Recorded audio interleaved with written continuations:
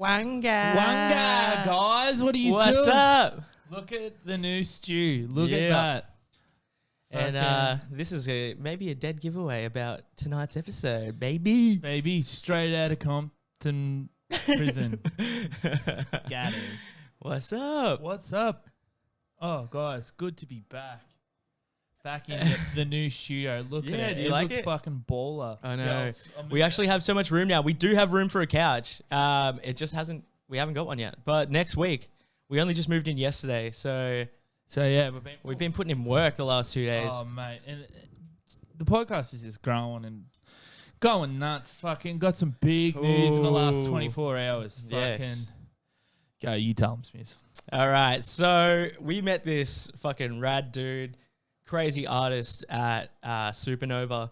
And he approached us today, and he has a magazine coming out. He's looking to do it in Jan. But yeah, he asked us if we wanted to be a part, if we wanted a little 2-page spread in it. And it's going to be quarterly. So, every 3 months, he wants us to do like a little 2-page thing on it. So we're fucking stoked. Like, we couldn't believe it. Like, he sent us like a full contract and everything. Like, it's unreal. Yeah, like, it's so cool, man. Like, the art that this guy's done, he's going to do some of our art later on.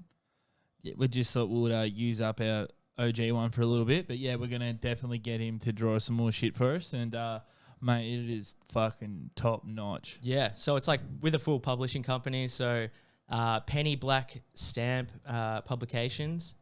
But yeah, his handle is Spooky Doom on Instagram. Go suss him out. But there's so many talented artists like that are going to be in it. And there's going to be a Kickstarter in November for the January release. And it's going to be like horror, surrealism, black and white. It looks fucking unreal. Artists we did get from to see all over the world. Oh, mate, it looks... Yeah. We had the double take, guy. You sure you want us there? Oh, hey, shoulder. Suck. No, but we like shout out to Spooky Doom. Thank you so much for even thinking of us to do that. Oh, like, mate, it's so unreal. good. So yeah, well, we don't know what we're gonna do in the first one yet. Like, there's so much stuff like that we've done on the podcast that I think maybe the first issue we'll just maybe fucking say what we've done and give it plot points of what all you worms have been there for. But yeah, no, this is very exciting for us. Yeah. Fucking more eyes to us. And yeah, no, it's sick. I think we might even, go out on little excursions. And, More excursions. And, it gives us more incentive to do it. And write about our trips out. But yeah, can't wait for that. And last night, Smizz gave me some fucking awesome news that we have this interview coming up that is a dream come true. I forgot about that. Yeah. It is so fucking big.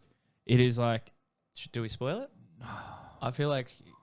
I think wait, because I want the fish in the boat first.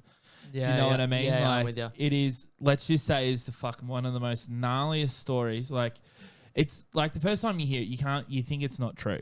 Like, but it is 100% genuinely true, and we are going to talk to someone that was involved in that. And it's like one of the biggest, like, if you look up true crime and stuff like that, like the scariest killers or, scariest like true crime stories, that's one of them. Yeah, it is. Like, a lot of movies have actually taken like inspiration from it. Yeah. And it is wild. I couldn't believe it.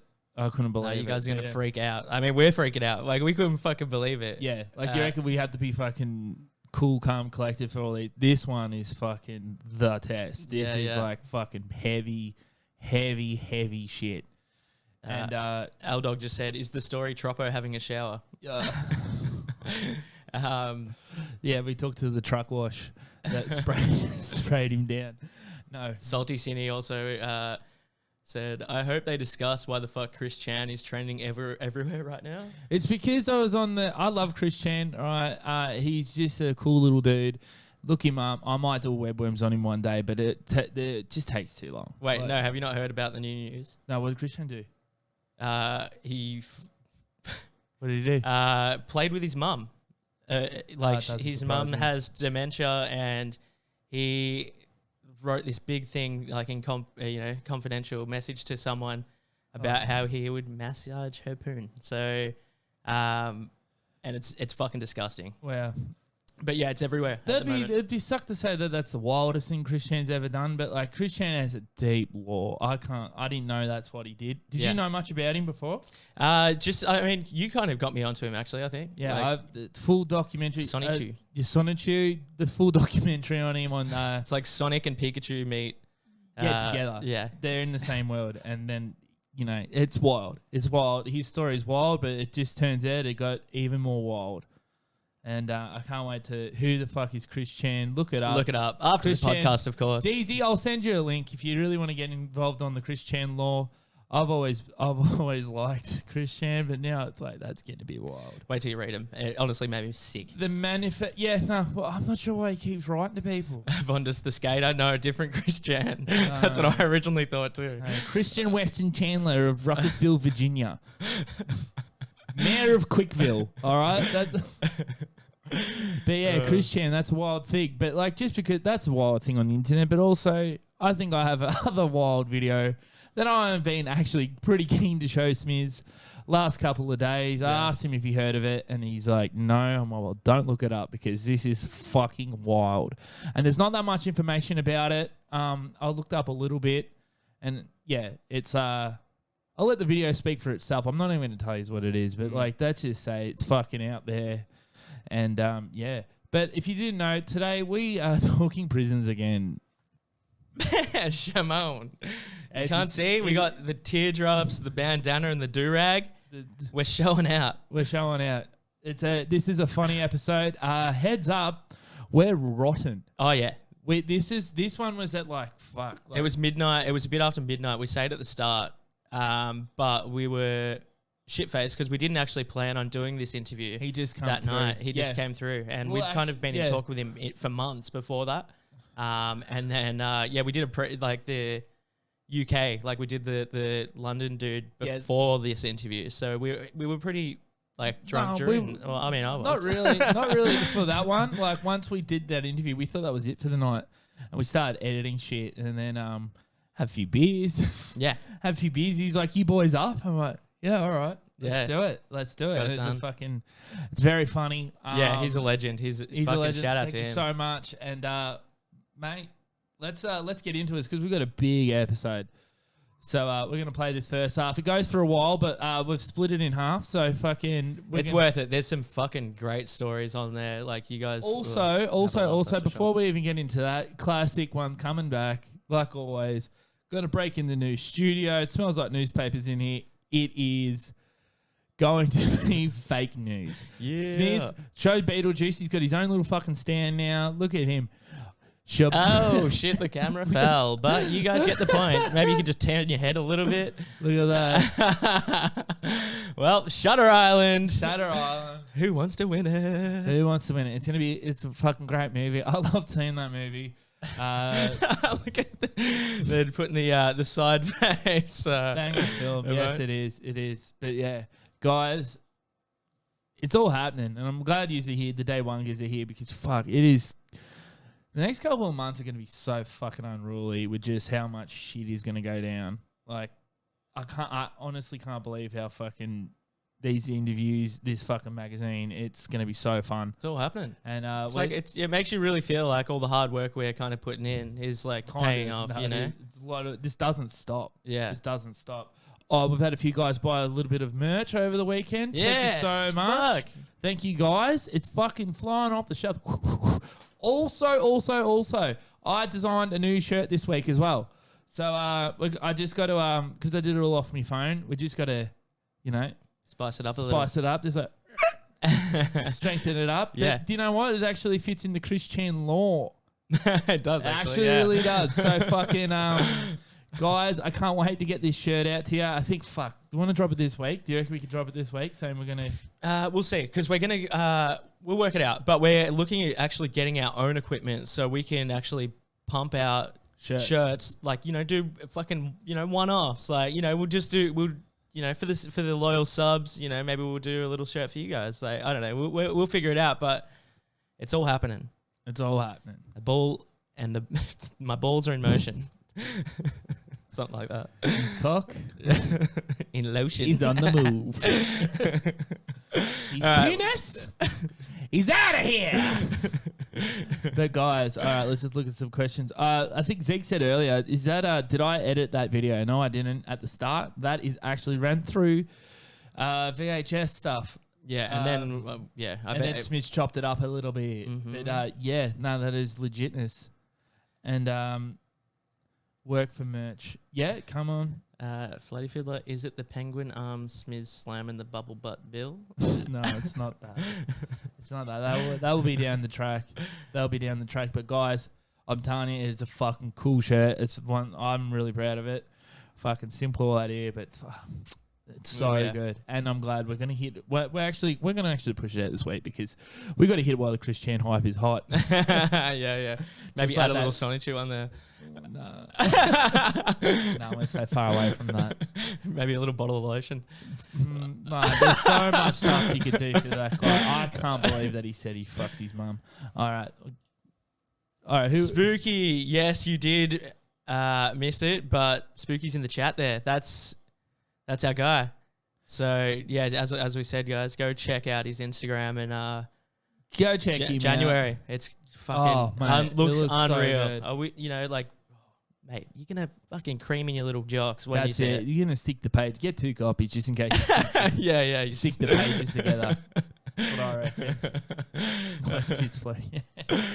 All right, guys. Well, we're going into the concrete jungle that is prison. Yeah. This is a really funny episode. I can't wait for you to watch it. Yeah, and, as we said, we're intoxicated, and you'll be able to tell. But fucking enjoy. It's so fun. It's Let's great. get into it. All right. See you at the other end. Oh shit! Hey! What's up, fellas? Hey, What's going on? man. What's up, so dude? good. What's up, man? Happy to be here. Thanks for having me. Dude, Oh, it's been a while, man. We've been Dude, yeah. chatting for months. Like, it's so Yeah. good to fucking Yeah. finally meet you. You know, it's Sorry, bud. Go. it's funny, like the weekends, and especially this weekend because it's the holiday here in the States, we have a shit ton of time. So like I'm off Monday, most of the country's off Monday because 4th of July falls tomorrow. So they give us Monday off. So today's like a big party day. So I figured I'd start it with you guys and Oh, get shit. Let's go. Cheers to that. What time is it over there? it's 10:15 a.m. So I'm Eastern Standard Time. Oh, nice. Yeah. That's it. If you were talking to me on the West Coast, it'd be 7:15, but no, it's 10:15 here. Yeah, Oh, nice. Well, it's sweet. it's 12:15 a.m. here. You guys are fucking crazy. No, You guys are nuts. we've been in the cut, mate. We've been Yeah, we're getting it done, we've dude. been doing Yeah. a lot of interviews. Yeah, we Yeah.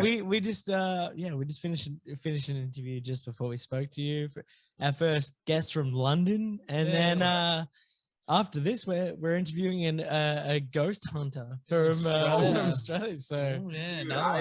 I fucking love scary movies and that paranormal activity type shit. I'm into that. So Yeah, I'd be yeah. interested to listen to that guy or that lady talk. yeah, it's Oh, a yeah. chick, man. No. You should check out some of our other shit, dude. We've like Yeah. done like you name it, anything Yeah. spooky. We've been there. It's not on YouTube just yet because someone's. Yeah, I'm a little bit behind. Thank you for Like bringing it. that up. We're gonna do this right now, live on air. All right, so pull your fucking head out of your ass. Get them episodes up. All right, guys. I'll get there. Cool. So I had to do that in front of you.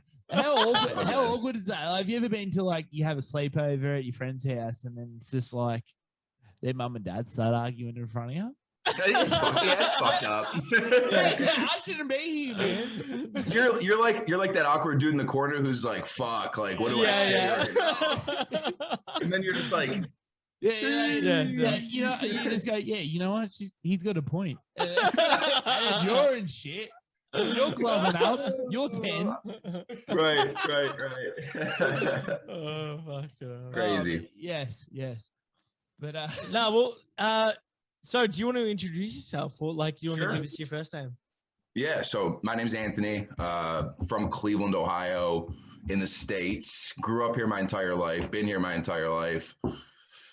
Come from a normal fucking family. Not wealthy, not poor, I guess middle class is how I would describe it. Mm. 2 older sisters, recently engaged. So Congrats. Appreciate it. She's out right now doing some shopping, spending all our money. What's fucking new? No, that's pretty much my story. College graduate, fucking went to high school, did the normal route that most people do here in the States. Go to high school, go to college, graduate, get a job. And yeah, unfortunately, I had a fucking hiccup 3 years ago. I think it was, I got sentenced to 1 year in prison March 2018, and I did a year. Well, I did 11 months because I got out early for like going to fucking class. I went to like baking classes and shit to like get good time. Like every month I went to class, I got 5 days off my sentence. So I did that shit for 6 months and got out a month early. So yeah, I did 11 months. But yeah, we can talk more into detail about all that shit. But yeah, that's the basic 5,000 foot overview about me and my background. Just a fucking normal dude from the States who fucked up one time. Yeah. Smizz wanted What the fuck? It happens, dude. Smizz wanted to know if you know Logan Paul being from Ohio and all that. He was like, I really do not want to know asking, that. like, I do not give a fuck about that. About Ohio? Wait, what'd you say? What Paul, about he wanted to know about Logan Paul. Isn't Logan Paul from Ohio? That's what Smith says. It's on his posters and his room and stuff. the Pope? No, Logan Paul and Jake Paul. Oh, yeah. No, he's from Westlake, which is like fucking 20 minutes from us. You got him? Well, don't fucking listen to this guy because I could not give a fuck about that dude. You got him? You got his He's so polarizing. Like even here, because he like reps Cleveland and shit. So like fucking half the people hate the dude. They're like, he's a piece of shit. And then you got the other half of the people who are like, dude, he's making a shit ton of money. He's self-made. Like, I don't know. I don't know where I fall. I definitely find the dude interesting. Do I think he's a legit boxer? Fuck no. Hell no. Nah. Like he's about to get wait, fucking Jake Paul's the fucking younger one, right? Yes. Yeah. Jake Paul's a fucking turd. I think after watching Logan Paul fight fucking Floyd, I was like, you know what, fucking good on him, dude. Like that guy, I don't mind him, but fucking Jake's a turd. Did you hear? I feel like Logan. I feel like Logan gets less heat because he kind of chills a little bit more. He's a little bit more professional. Where Jake's just a fucktard. I feel like. Yeah, I'm with you, dude. I'm with you. Little brother syndrome.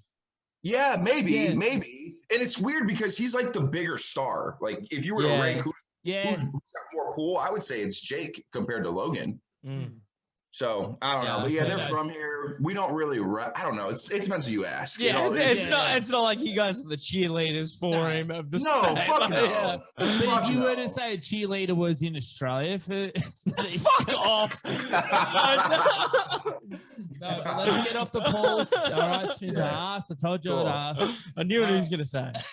Cool. I told you I'd ask, but anyway. So let's get back to. Cool. So what do you guys want to know? Where do you guys want to take this? I'm open for whatever. So what happened? How did you get in there? Yeah, you don't have to obviously get it. Like, you know. Cool. So I was sentenced to a year in Cuyahoga County for felonious assault. So I'll just go straight to like sentencing day. In my mind, I'm thinking they're going to put me on probation, right? I've never been in trouble my entire life. This is my first time ever being like any sort of issue with the law other than like speeding tickets and bullshit like that. Yeah. Like any misdemeanors, like nothing crazy. So I'm thinking like, okay, I had to meet with a probation officer for like 4 months leading up to the sentencing. And she was like, they're going to fucking give you probation. This is your first time in trouble. You're a college graduate. You got a good job, blah, blah, blah. I'm like, all right. So I wasn't like nervous. I was thinking like, I'm going to get probation for like 3 years and keep my job. And like, yeah, I'll have a fucking felony on my record, but whatever. Like it is what it is. Yeah. So sentencing day comes and like my family's there and like everyone's there. And this dude fucking sentences me to a year in prison. I'm like, I'm fucking shocked. Yeah, I can imagine, dude. I'm like, holy fuck.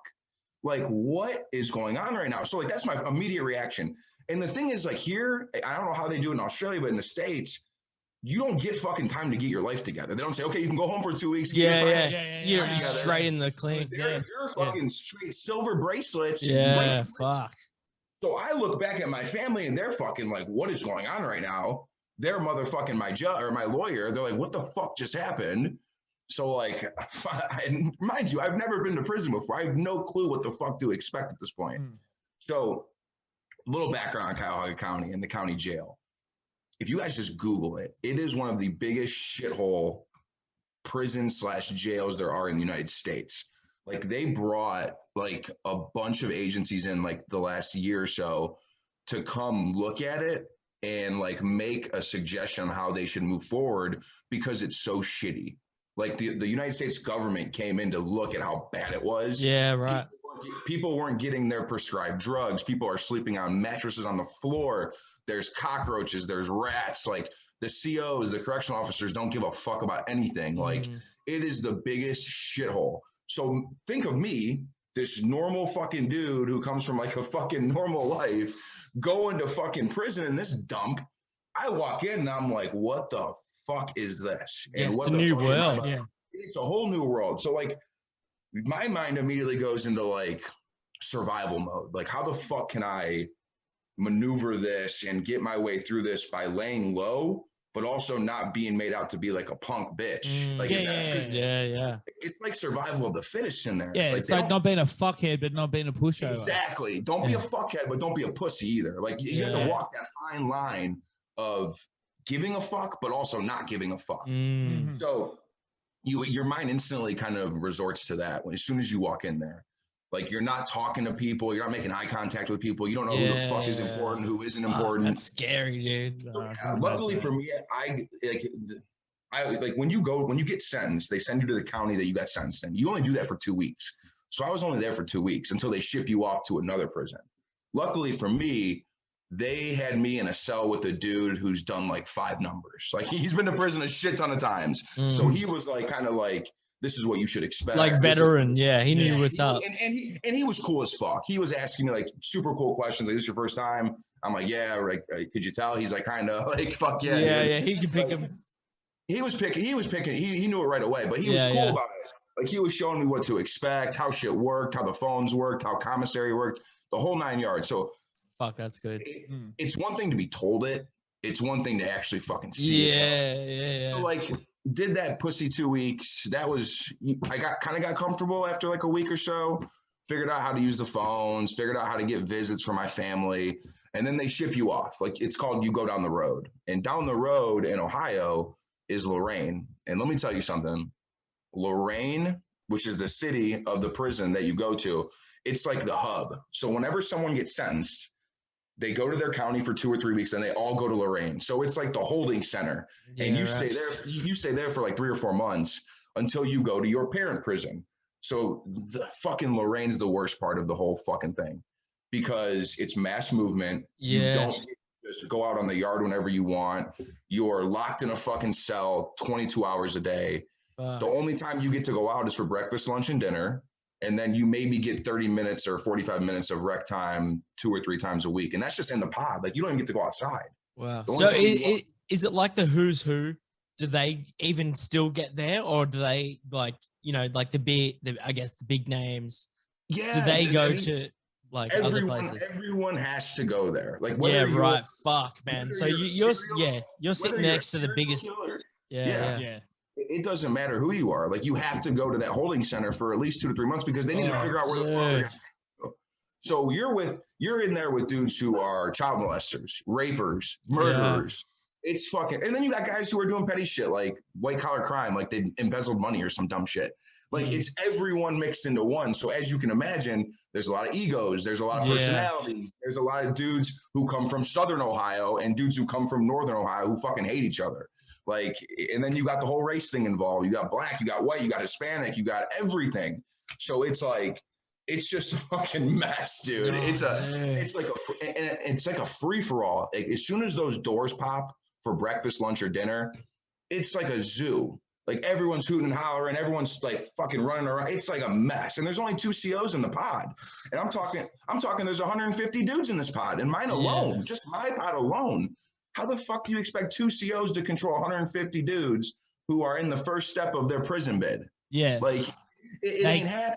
Yeah, make it names, make it, you know. Oh, my God. And you got dudes passing drugs around. As soon as those doors pop, you should see it. It's a fucking mess. You got dudes throwing drugs around. You got dudes throwing food around. You got dudes throwing drinks around. It's like, who can get it the fastest before the COC? Yeah, holy fuck. It's a race to get shit done. But if they see you, like if they see you move from your door, they are fucking, you're going to the hole. You're fucked. Yeah. Like you are going to the whole big time. So some dudes don't give a fuck though. Like it's their 7th number. They've been to prison 1,000 times.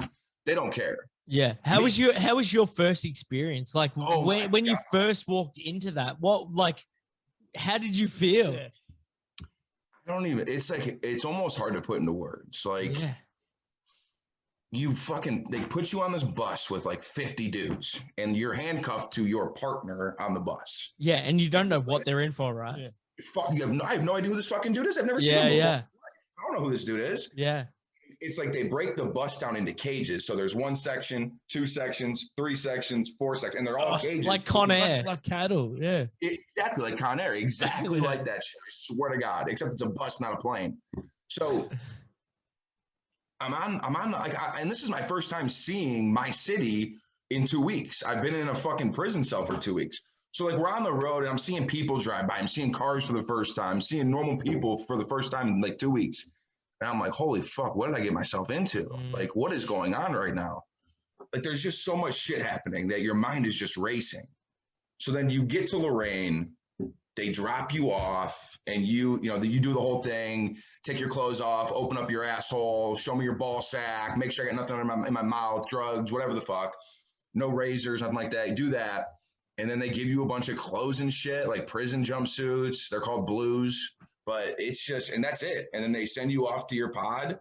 They give you like the basic necessities, a toothbrush, a bar of soap, like shampoo, basic shit. Yeah. And then you go to your fucking pod, you go to your cell, and you're fresh meat. Everyone knows you're fresh meat because you're the new guy on the block. Yeah, you're the new guy. So like at that point, it's new to me because it's a different style than Cuyahoga County, in the sense that there's people walking around the pod a little bit more often than there was in county. So that was new to me, but that is honestly, it's the shittiest part of the whole prison because there's no fucking movement. You don't get to go to rec. You don't get to go on the yard. You very rarely get to make phone calls. So you're writing letters to your loved ones. I feel like I'm in 1950. Who the fuck writes letters? Yeah. Feather on the quill, got the ink pot. Yeah, dudes are like, make sure you load up on papers and pen. I'm like, for what? He's like, to write letters to your friends and family. I'm like, what the fuck is this? Yeah. Like, in a world of technology, I'm fucking pen paling people. Like, it's crazy. But in terms of thoughts going through my mind, it's just like, fuck, what's going on back home? What do people think of me? Has my life just completely flipped upside down? Does my fucking family hate me? Are they embarrassed because of me going to prison? Like, and then you got the thing of, well, fuck that shit at home. I have to fucking survive this shit. Now it's like a mental juggle. Yeah. It is. You're worried about people back at home that you love, but then you're also worried about your survival. In this fucking world of animals, because that's scary, man. That's the only way I can word it. Like, and not every dude in there is a fucking animal. I should probably. There's some decent dudes. That are I can imagine, but I mean that's like in reality as well. Like, you don't know who the fucking psychos are. Like, it's hard to judge. But I can imagine that all this, more psychos are condensed into that place than they are on the outside. It's like, I guess I would say 90% of the dudes in there are fucked, and 10% are dudes who are in there for heroin or smoking weed or having a gun. Like, those dudes are fine. Like, they're normal dudes. So the prison's going, look, we're on a 90% ratio here. If we get a few fucking minnows through the net, dude, it's like tuna fishermen. I get a couple dolphins. Who cares? And the only way you can find out is by fucking talking to people. Like, what's that dude in for? Or like, who's that dude? Like, what's his story? Like, how long's he doing? Like, you just get to know people and you start to talk to people and you figure out what everyone's story is. Some dudes will tell you. Is that like the thing in prison? Because I feel like every time I watch like just say documentaries or movies and stuff like that, you always see dudes like as soon as there's a new guy in there, they're just instantly trying to suss him out. Like, what's this guy in for? Like, what's he doing? Yeah. So after Lorraine, I do my 3 or 4 months in Lorraine. I went to a prison called Richland, and that's in Mansfield, Ohio. So that's like 2 hours away from my home. That I saw what you just described. I saw more of that when I got there. because it's like a giant fucking prison, open yard. There's like 1,000 dudes on the yard when I get dropped off this bus. Wow. So now I'm like 5 months in. I've got like 6-7 months left. I'm almost towards the fucking tail end of this thing. Yeah. They ship me off and I get off this bus and it's like a whole new world. Like it's like everything you see in the movies and documentaries. It's like the chain link fence. It's got the barbed wire up top. There's security guards up in the tower with the fucking gun. Like it is like that. It's like everything you've seen in the movies and documentaries. It's the same fucking thing. Wow, that's gnarly. Cool. Here's something that you guys will fucking appreciate. Here I think. we go. Give us. So the prison that I went to, Richland. If you Google Mansfield Correctional, that's where they shot Shawshank Redemption. I don't know if you guys have ever seen that movie before. Yes. Oh Yeah, yeah, that's a They classic. shot that movie right next door to this prison, and that prison is still there today. You can like people visit it, and like they do haunted tours and shit. So you can do like a haunted house tour there, and they still have that fucking thing up and standing. It's sick. It's such a cool prison. We actually did an interview a few weeks back where we interviewed a guy that went and took some scary photos there with some No orbs shit. and stuff. Dude, I was right fucking next to it. I looked at it every single day for 7 months when I walked on the yard because it's literally right next door to the prison I went to. So sorry, bud. So you only so over the year span you'll move 3 times. Is that? Yep. Yeah, So 3 times. when I got sentenced, I was in Cuyahoga County's like courtroom, and it's connected to the jail. So they just slap cuffs on you and take you to that. Did that for 2 weeks. Then they ship you down the road to Lorain, which is like a 45-minute bus drive. So I did 3 or 4 months there. And then now you go, once you do the 3 or 4 months in Lorain, which again is the shittiest fucking part. Every guy will tell you that. It's the fucking worst.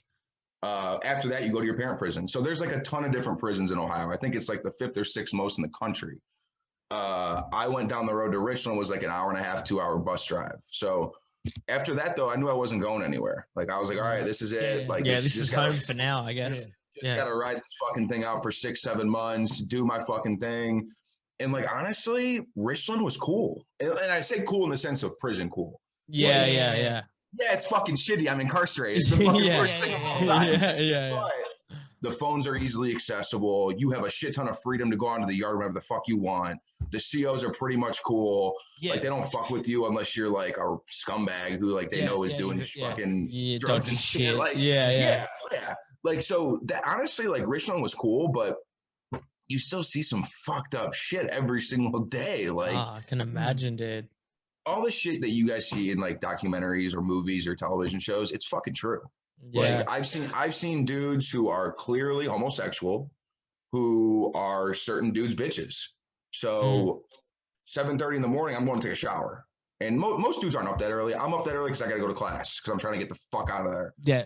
So I'm up early. I go shower. There's fucking dudes going to the shower to bang and do shit. It's fucked up. Wait, so you have to like literally like you're trying to do your thing, and there's some other dudes fucking getting it down 1,000%. Like and think about it. It's like a giant. Like when you were in high school, if you played sports, it's kind of like there's like a ton of showers, and they're broken up into like section kind of.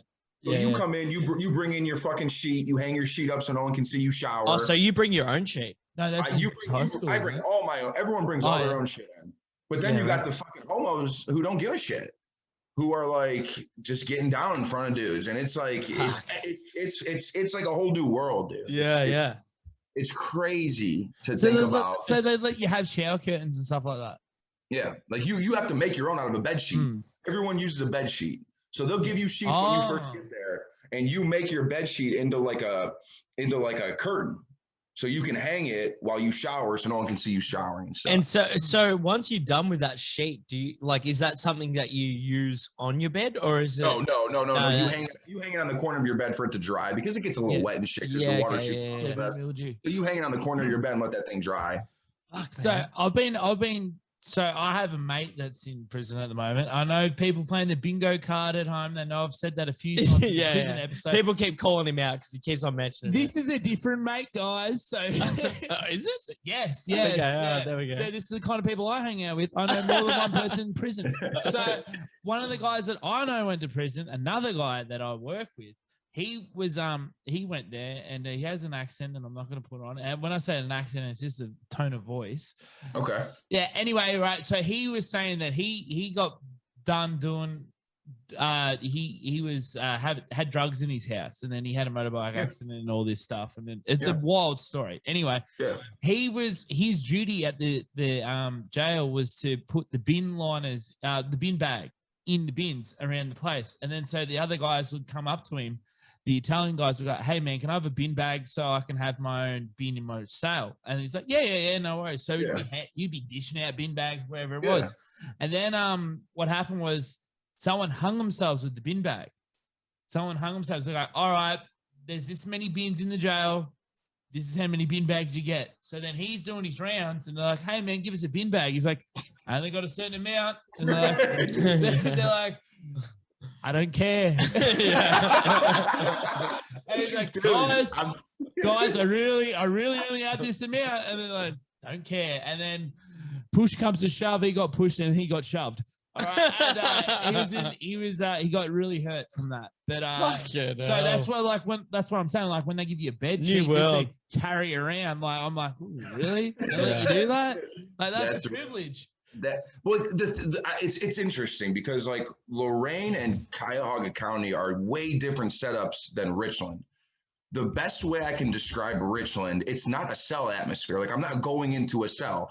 It's more like imagine yourself going into a giant airplane hangar that just has a shit ton of racks of beds in a row. And then it's separated into two different sections like that. You walk in, you got racks of beds here, you got racks of beds here.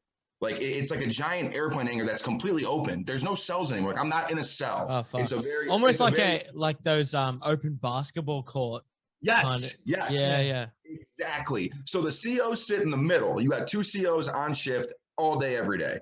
And then you got A wing and you got B wing. And it's separated by the COs who sit in the middle. So you can like go over to A wing and B wing freely. Like they don't give a shit. Like they're way more lean or they're way more chill. Yeah. In like when you get to that prison, they do their rounds. They check for dudes shooting tattoos at the rack. They'll check for drugs here and there.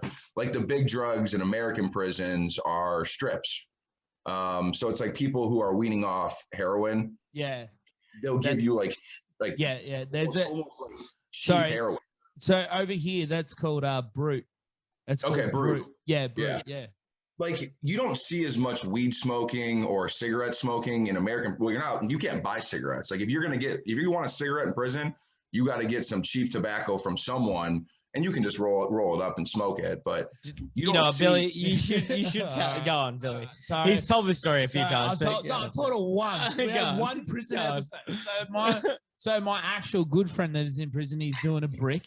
I don't know if they call it a brick over there. That's 10 years. 10 years, yeah. We do. We call it a dime. We call it a dime. A dime. A dime. Call it a brick. But he was telling me, he goes to have a cigarette. So how it starts is they get tea, like tea from a tea bag. Yeah. Right. And then they put it with because so you're not allowed to smoke in prison at all at the moment. Right. Yeah, nothing in Australia. I thought, I'm like, that's a good way. Like from here, you don't smoke. And I'm like, oh, that's a rough day at work.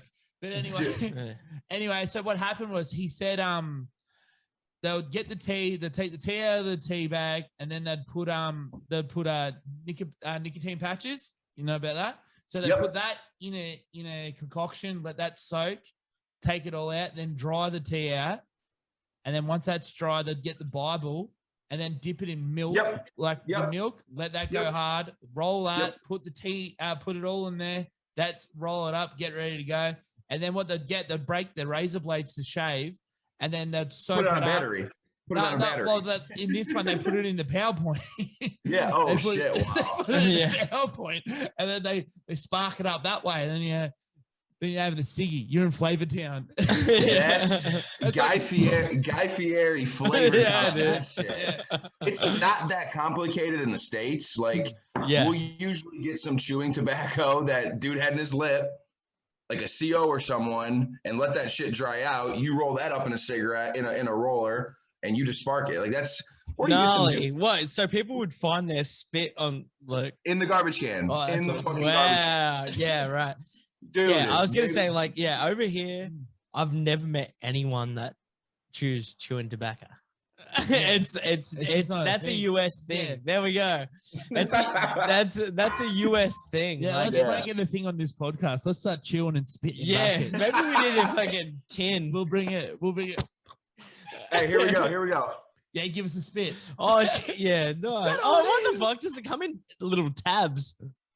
Little facts.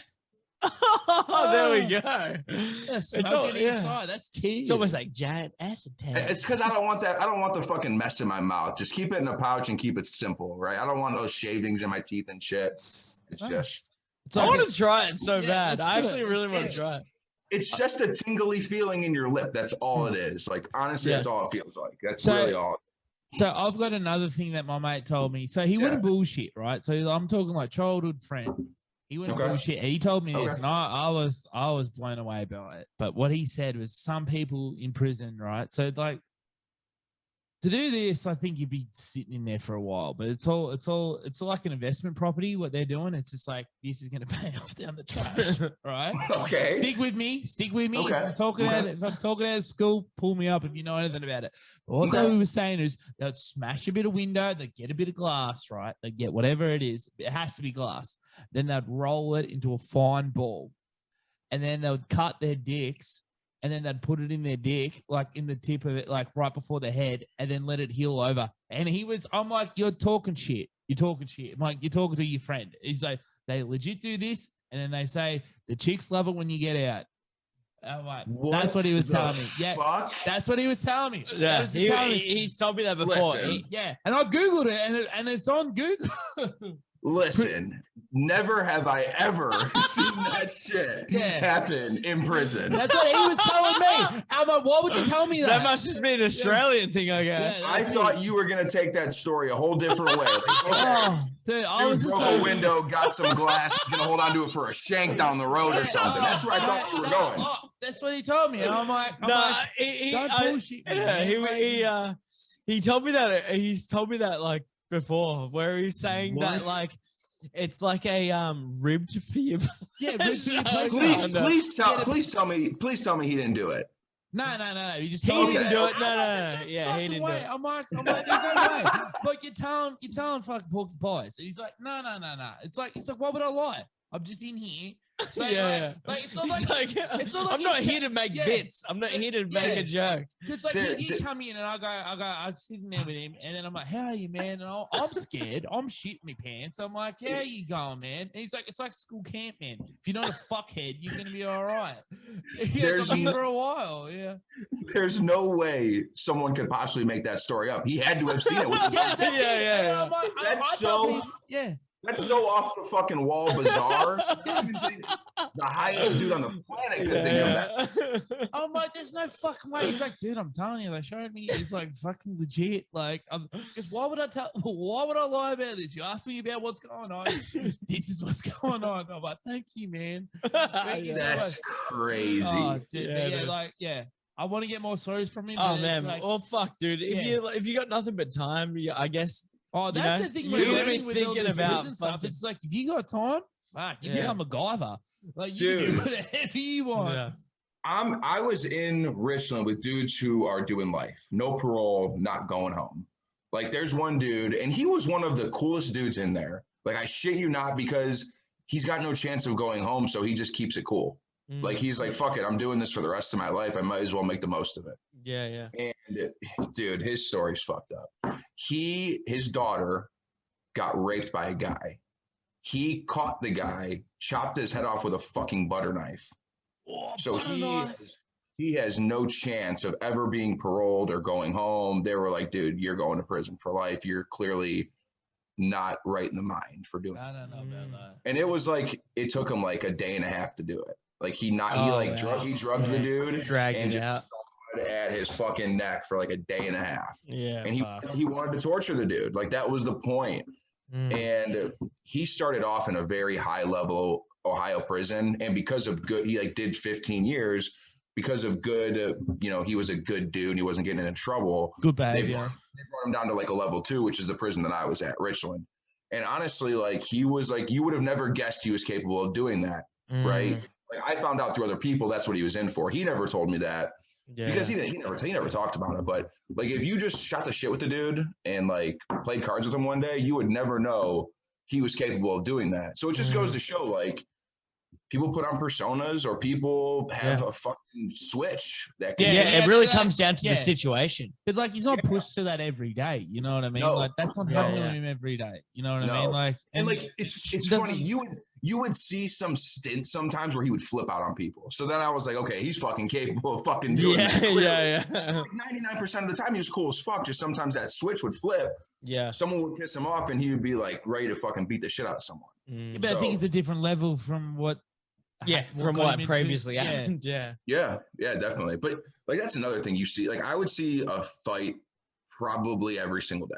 Like, there wasn't a day that went by where I didn't see a fight either in my pod or out on the yard, because there's like, again, there's gangs there. Like, people find it hard to believe there's still gangs today. Yeah, there's still gangs today. And like, was it mainly like race oriented? Yes. So there's you have your Hispanic gangs, you've got your black gangs, and you've got your white gangs. Like, obviously the white gang, everyone knows who it is. Like, it's the Aryan Nation. It's those dudes. And like, they make it well known. They got the fucking tats on their back, fucking big, bold Aryan Nation shit. They got it on their neck. Like, everyone makes it very well known that they're affiliated. So like, no one really hides it. Like, for the most part though, they keep their peace because they sometimes do business together, right? Inside the prison, like, money's money. Yeah, money's money. Like, food is food, and like in prison, money is food or drink. Or, you fucking shit to shower and keep yourself clean. Like, that's money in prison. So like, and drugs. Like, obviously, let's not beat around the bush here. Like, there's a lot of drugs going and getting dealt in prison. Like, I don't care where you're incarcerated at. Dudes fucking getting drugs in. Whether 100%. Whether it be on a visit through your girl who's putting it on a fucking sandwich or in a Dorito bag, or in a pussy. Yeah, in her pussy. Believe me, that's a fact. People, chicks will put balloons of drugs in their pussy. They go out to fucking take a piss during the visit. They come back and put it on your plate of food, and you swallow it. Yeah. And then you go shit it out. You go shit it out in the pot, and you got a fucking balloon full of drugs. Yeah.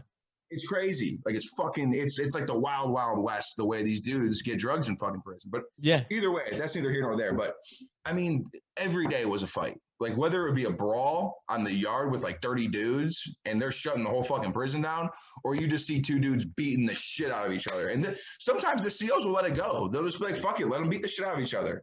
Like, we don't fucking care. Yeah. But then at some point they have to intervene and they'll shoot the pepper spray. And that sucks. Sure. If they do it in the pod, dude, the whole fucking pod can smell it, and you're fucking crying. Your eyes are all fucking. Do you guys like blame it on those guys? Like, fuck yeah, we get pissed as fuck at those dudes. Like, what the fuck? Take that shit outside into the yard, you fucking idiots. Yeah, fight in the pod. And like, if you're gonna fight in the pod, go into the bathroom where the COs don't give a fuck. Go fucking beat. That's where everyone fights. Let's go. Meet me in the fucking bathroom right now. I'm about to beat the fuck out. That's smart. Like, that's where everyone goes to fight, because you can have dudes watch the doors. All right, CO's coming. Stop fighting. Like, chill. And then the CO comes in, dudes are bloodied and battered and shit. And they're like, fuck. They fucking know, but they didn't catch you fighting, so they can't really do nothing. Yeah. I've always been curious, like, what about the white dudes that aren't in like the fucking like Aryan Brotherhood, or like they're not in like that kind of shit? That's what I'm getting to. Like yourself, like, how do you like? What's the what's the middle ground? Like, how do you go about that? I guess every person is built differently. Like, okay, this was my mindset. How do I make this a successful 6 or 7 months? Like, that was my goal. How do I make this a successful 6 or 7 months? Number one, don't get bitched. Like, if some dude tries to press you, fucking make it well known I'm not that guy. Like, I'm not the one to be fucked with.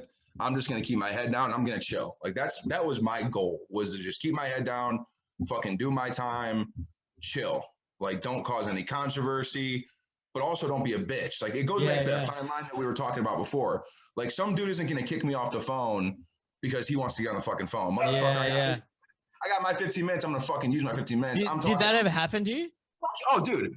So you can reserve a phone, right? If you know people, you can reserve a certain phone. And there's 8 phones in the pod. So plenty of fucking phones to go around. But they're busy. How often can you use the phone, by the way? Whenever you, honestly, anytime throughout the day except from 11 p.m. until 7 a.m. They're shut off. Oh, right. So from 7:01 a.m. until 10:59 p.m. you can rock the phone. Yeah. So like, there's rules though. Like, don't do back-to-back calls. If you have a phone call, do one and get the fuck up and get back in line. Yeah. Like, don't be a dick. Like, that's like kind of like the unwritten rule. But there'll be times where like you can reserve a phone, right? And I was cool with a few dudes who had some pool, because like I played spades with them. I like sports, and we would talk sports and gamble on sports together in prison. So like that's how I got my stripes, by kicking it with dudes who like to play spades, who like to gamble on sports, who like to gamble on cards. That was my way in, because I like that shit in real life. Like, I like to bet on sports in real life. I like to play cards in real life. So it was like just an easy way for me to get my foot in the door. Yeah. And it also helped that I grew up in a city that is predominantly black. Like, so when I grew up in a city that was mostly all black people. That got me a little bit of pull as well with some of the black people that were in there, because they'd be like, "Where are you from?" And I would say, "Well, I'm from Maple Heights." And they're like, you know where this is? You know where that is? Did you go to Maple? And I'd be like, "Oh yeah, I know where this is. I grew up over there." And they're like, "Oh, this dude's like, he's cool." Like, so that got me a little bit of pull as well with some of the black people. And then obviously, you know, some of the white people, you just normally gravitate to other white people too. That's just how it works. Like, Trouble mentality. Yeah. You're the same skin tone. You're going to naturally gravitate to those people. So luckily enough for me, I kept my head down. I didn't shit talk anyone. I had a few moments where like I was really close to beating the fuck out of someone, or at least attempting to fight someone. I'm not saying I would have beat his ass. I'm not saying he would have beat my ass, but there was just one time I reserved a phone, and it was through my black friends. Like, they had a phone from like 8 p.m. until the phone's cut off. And I was like, "Hey, can I get in line?" And they were like, "Yeah, you can get in line. Like, you're fourth in line." Cool. It got to my turn, and some other dude tried to grab my phone. And I was like, no. Like, that's my fucking phone right now. I'm hopping on the phone. I told my friend, or I think it was like this girl I was talking to at the time. I told her I was going to call her at this time. I'm fucking calling her. She's waiting for the call. You just think about it. People on the streets got to wait for your call. Yeah. Fucking waiting for you to fucking call. Exactly. They're not in the same situation that you're in. They don't have right. So my heart's fucking, at this point, my heart's fucking pounding. I'm ready to just beat the fuck out of this dude. Because I'm like, "You're not fucking using that phone. I'm going to beat the fuck out of you with the phone. I will fucking smack you in the face with this fucking phone. I swear to God." And like, he ended up was like, "All right, my bad. Like, my bad. I'll hop out of line real quick. Like, that's my bad. I know you had a spot." That was probably the closest I ever got to fucking really fucking trying to fuck someone up. Wait, did you have to like actually arc up for him to back down, or was he like already, as soon as you said something, he was? No, there was back and forth. Like, I was in his face, he was in my face. And like, I tried to use my smarts in the sense that I know I'm fucking smarter than this dude. Like, I know I'm mentally fucking smarter than this guy. And I was like, "Motherfucker, I reserved that fucking phone at that fucking time. And that's just, go fucking use another phone. You're not even affiliated with these dudes. They don't even fucking know who you are. Get the fuck off the phone." And like, luckily I had some dudes who were like, "Yo, get the fuck off the phone. That's his phone right now." So I had some backup, which was nice. But at the same time, that was probably the closest. And then when you first get there, you're tested right off rip. You are fresh fucking meat to 1,000 dudes on a fucking yard. And you're like, "Holy fuck." So like, right away, what are you in for? How much time you doing? Blah, blah, blah. Like, where are you from? You know, what'd you do to come here? Like, you're getting fucking grilled. So again, it goes back to that. I know I keep saying it, but it goes back to that fine line of, don't be a fucking pussy. Yeah. But also don't be a fucking idiot and spout off, because you'll get cracked right away. So like, you have to, it's hard to navigate. It's a juggle. Yeah. It is because you don't want to be made out to be a bitch, but you also don't want to be made out to be a fucking loudmouth idiot. Yeah. Shit.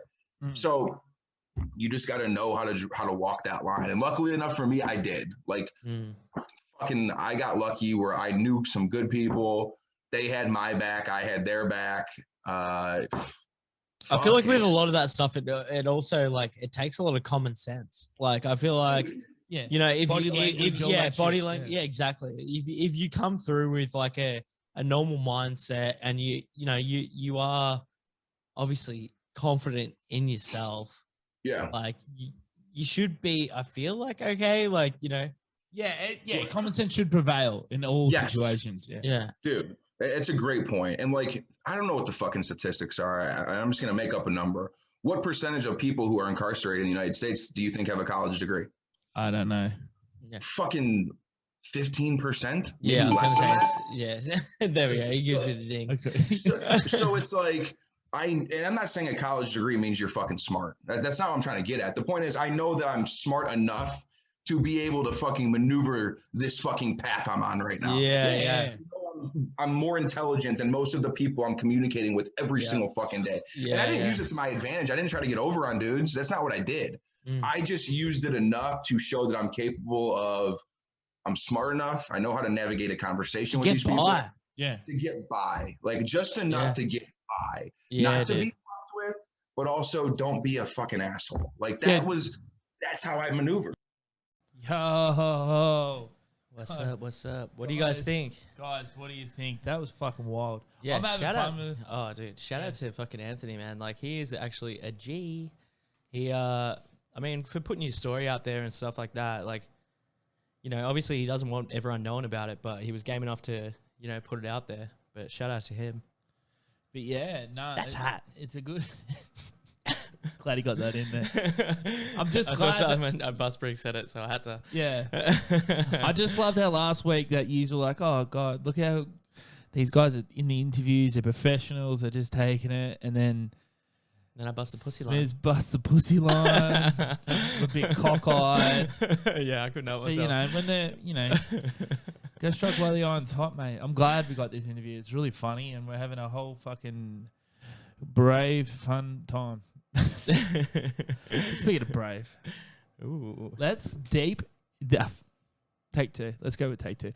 Let's get back into the web with webworms. Smizz, Yeah, do me the honors I got you, of getting the intro, please.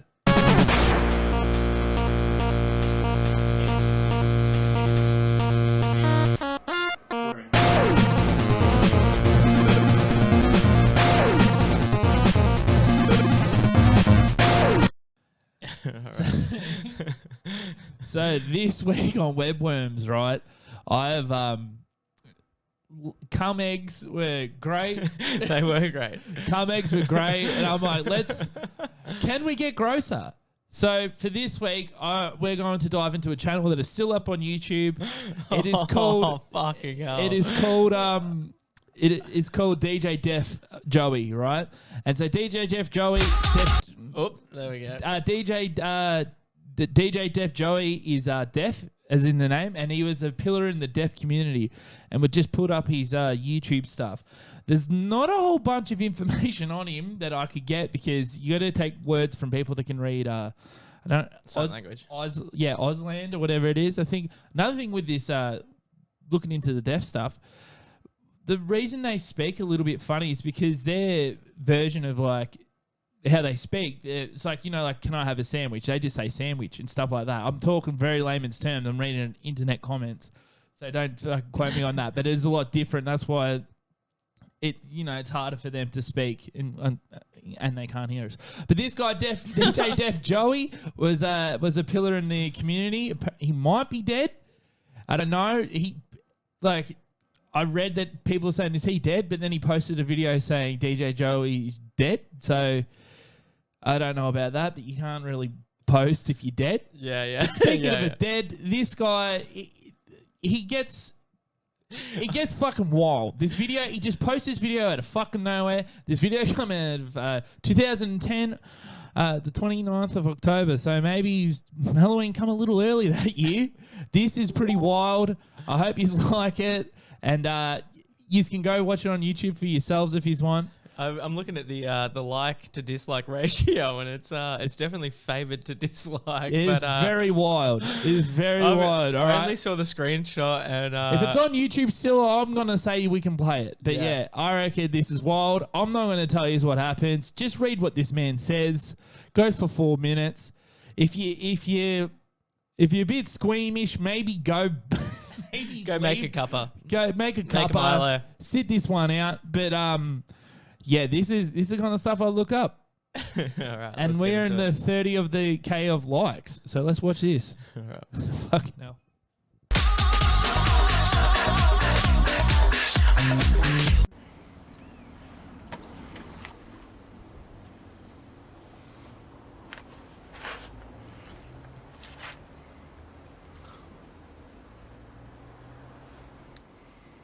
In 1945, his grandma passed. Mm-hmm.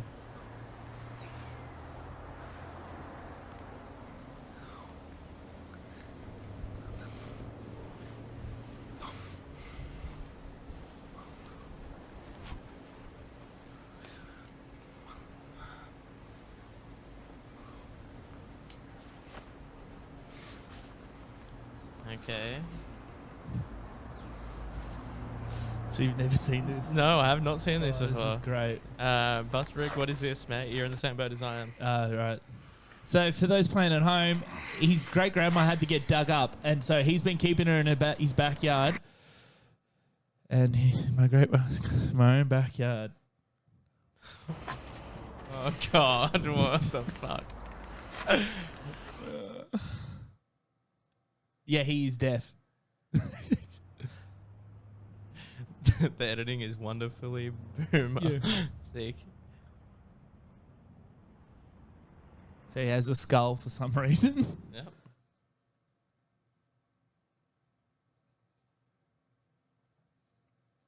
Here is the video. He's going to open the casket. Jesus. This is the internet, guys. Yeah. I've, Welcome. She's been long dead. Yeah, thanks for that.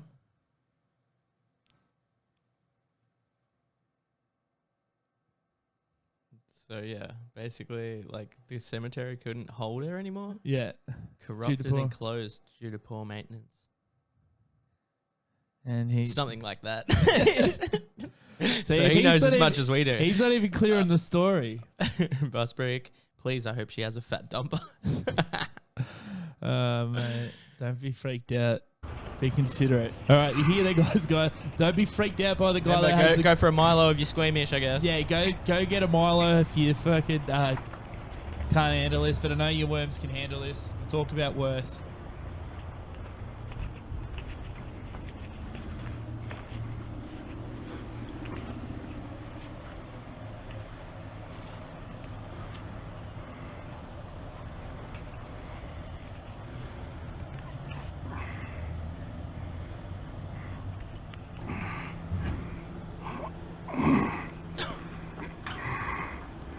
Oh. Mummy returns. Hello there. Oh my God. It gets worse, boys.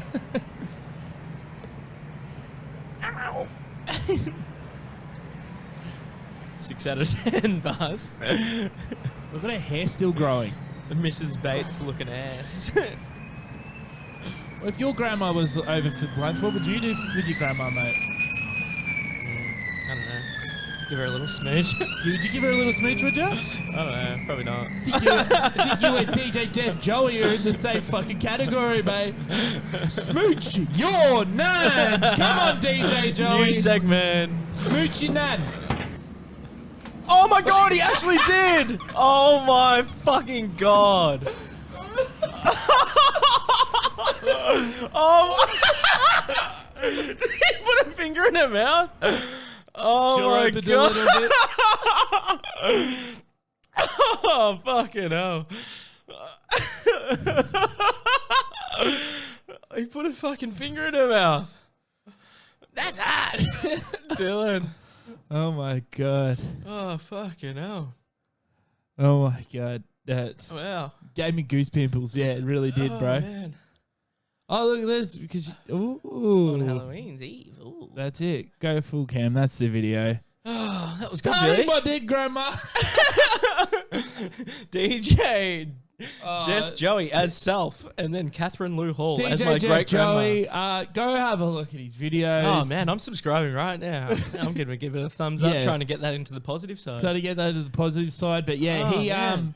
So the only information I could find was someone on Reddit, so it's not verified. They said they lived next door to him, and yeah. they said he was weird, but I think they're only saying that because that was the one weird thing he did and posted on the internet for all of us to say. Thank you so much, DJ Joey. Fuck, dude. Fucking give your nan a smooch. I'm glad. I can't believe that. I was joking when I said that. I did not. I knew I could lead you into it. I know Yeah. I could lead you into it. The Oh, internet's funny. a cool place. Be kind to the man. Don't go over there and say the worms sent me or anything like that. Whatever. If Oh, you want to do could. that, who cares? Who cares? Say what you want. He can't. As long as you give him a All thumbs right! up. All right, but yes, that has been Webworms, guys. If you find any for more information about DJ Def Joey on the Wheels of Steel, get back into it. I don't know if I pushed it to the limit this week. Nah, you did good, mate. We had a fucking cum egg last week, so I can't. It's only uphill from here, guys. But that has been Webworms. See you on the internet. Be safe. Send me some videos if you think I can review them and talk about them. Yeah, that'd be cool. That's a good idea. Don't make me go look up dead names all the time. All right. Yeah, what did you actually write in to find that? I just knew. You knew about it? I just knew about it. Okay. Like I knew about Chris Chan. I knew about this. Not much gets past me. Sancho, don't tell me he puts a finger elsewhere. No, he is not Chris Chan. Disease Raccoon. Man, why doesn't he just pay to have a whole dog and bury her in his backyard? As opposed to having, I mean, he wants to make some YouTube fame, I guess. I don't know. Maybe he enjoys looking at it. Maybe, I don't know. It's a fucking pretty cool little Halloween fucking decoration when it comes around to it. That people be wild. Yeah. You're a sick freak, Bill. Yeah, sorry, mate. Those are my favourites. But guys, have fun on the internet. Be safe though, because you never know. Sorry, before we end it, Sheldor said, DJ Def Joey, first ever bloke to perform incest and necrophilia at the same time. I don't know about that. I'd have to go look at the records. Let me have a look on the internet. I'm sure I could find someone in one of those because we've moved. Smizz has like all these books and shit that we've been moving, like Guinness Book of Records 2006. 2007. No, it was 2007. I'm pretty sure it was 6. It might have been. It might have been. I'm not arguing it. I was reading it. Yeah, and I'm pretty sure he's in that for most smooches on Dead Nans. Yeah. Oh, dude, he was going for the record book. I can't believe that. But yeah, I reckon he's just going to keep that coffin out and put the Wheels of Steel on top of that. Mm-hmm. Wheel that around. That's a good idea. Come play at your next party. Let's do that. Let's make a coffin for the Wheels of Steel. All right, guys. That's Webwebs. Play the outro. Let's go.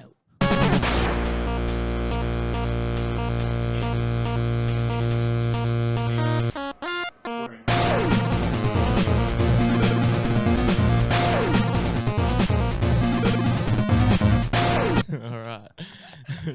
The song gets me hyped, honestly. It gets me hyped. It makes me want to do more internet stuff. But yeah.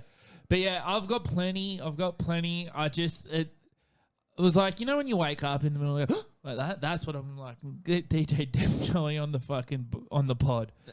Because that's some weird stuff. But yeah, there's heaps of weird stuff out there and I'm still looking into it. But yeah, I also sent Smizz a really cool video this week. So one of my little brothers sent me. We're not going to talk about that. We're not going to play it. But if he's really, really, really any of you sick and twisted freaks, if you really want to see something like actually fucked up, maybe hit us up on send me a DM. Yeah, or hit us up on Discord. Maybe we can send you a private link there. We're definitely not going to be posting it. There's no way I can show that. But we won't be able to even post it on Discord. Yeah, I think I'm pushing it to the limit. Showing DJ Def Joey, but it's on YouTube. They haven't taken him down. It's been up there for 10 years. I think that's safe as houses. I watch documentaries on the mummy. I was about to say, there's so many fucking mummy videos out there. She just kind of looked like one without the wraps. You don't kiss them though. All right. No, you don't. All right, guys. What do you reckon it tasted like? Jerky. Yeah, you're probably right. Bit of Jack Links. Yeah, I was actually gonna. I was looking at a bike, a fucking dead man. No, that'd be pretty funny. But no, I was looking at a book the other day. Popped up in my Amazon, like suggested. Trust me, I don't look up that much fucked up shit, but it just knows me. But it was like human recipes, and I'm gonna buy that for the background, I reckon. So it's like all the killers that ate humans and decided to make stew and whatever else. I've got heaps of cool stuff on people eating people. Kanye West said, "You on the opposite side of the study now. I missed the start." No, we've actually moved studios, so I've moved in with my girlfriend. Shout out to Nels. But this place is. Look at your picture. It's fallen in the frame since you've just joined. Look at that. What? Look, fucking Kanye West thing is slipped. Look at the picture frame. It's slipped. Has it? Oh, it has too. Since he's just fucking joined. There you go. You're bringing that bad juju. That Ouija board juju. Look at the Ouija board. Yeah. Actually, you know, it was pretty funny the other day. It was baller in it. When we first moved in, it was yesterday was the main day, but the day before when we were moving stuff over, My girlfriend was like, "Yep, you're not bringing the Ouija board into the house at all." She goes to me, I go, "It's the best present I've ever received." She goes, "It's yours." I'm like, "Yeah, I got given it as a present." She's like, "Why don't you take it to your house?" I'm like, "Fuck that, it's covered in ghosts." Fuck that.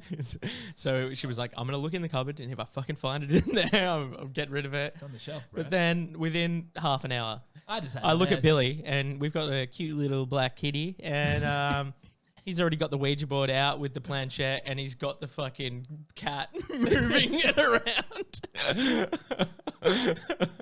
And no shit, like probably like 10 minutes after that, me and Nels was like, and Billy were like standing there, and we just watched the door just go, just slam. So there you go. Yeah, guys, come at me. Yeah. All right. Well, guys, we're going to play the rest of that interview, but fucking stay tuned. I know it's so funny. I get even more drunk. I think we all do. I think this is the most drunk I've ever been on the thing because it goes from 1 to 100. Like, because we're looking at it as we edit it. It's like where we start and when we end, it visibly looks different. It's a massive difference. Oh, yeah. It's a very big difference. Stick to Someone might be losing. No. Yeah, let's just let them see. All right. Don't sort of. I'm not gonna. Also, fucking, I think Smizz has organised the fucking fake news for this week. I don't reckon he's going to get it. I don't reckon he's going to get it. We're going to finally fucking trump you motherfuckers. All Here right, we guys. go. I've tried to straighten it again. It's still a bit off, but It's a bit on the piss. You can see what's happening. Speaking of being on the piss, let's get back to this interview. Yes, actually, let me just shout out that beanie. Look at that. Look at that. Damn, it looks familiar, but it isn't. It's brand new from your boys. www, you don't even need to add that, couchcowards.com. So go and fucking check it out. For web. Worms W for worm. and W Wanga. for webworms. Yeah. But no, go suss out our site, couchcowards.com. We got some fucking killer shit. Oh, yeah, look Mate. at this. And this is... Ooh. Look at that. I'm telling you, dude, the quality on this shit is unreal. Like Superman. I got an email before. It's like, I got no pussy. I was pussyless. I was in a pussy drought until I put this fucking couch shirt on and kept me a snorkel. Kanye West, here. we only just got the posters delivered on Friday, so I'm gonna come and drive by your house And we got a with the Ouija board. We're gonna do a drive by. DVDs for you, mate. Oh, yeah. Fuck, you've cleaned up. There we go. But if you want to be like Jack, fucking ring up and try to Try to and best score us. yourself. Shutter Shutter Island. Shutter. It's actually such a fucking dope movie. Honestly, you guys will love it if you haven't seen it. But And if you don't like it, shut up in your face. All right, we're gonna play this interview. all right, enjoy. I love you all. Wanga. Kiss your nan.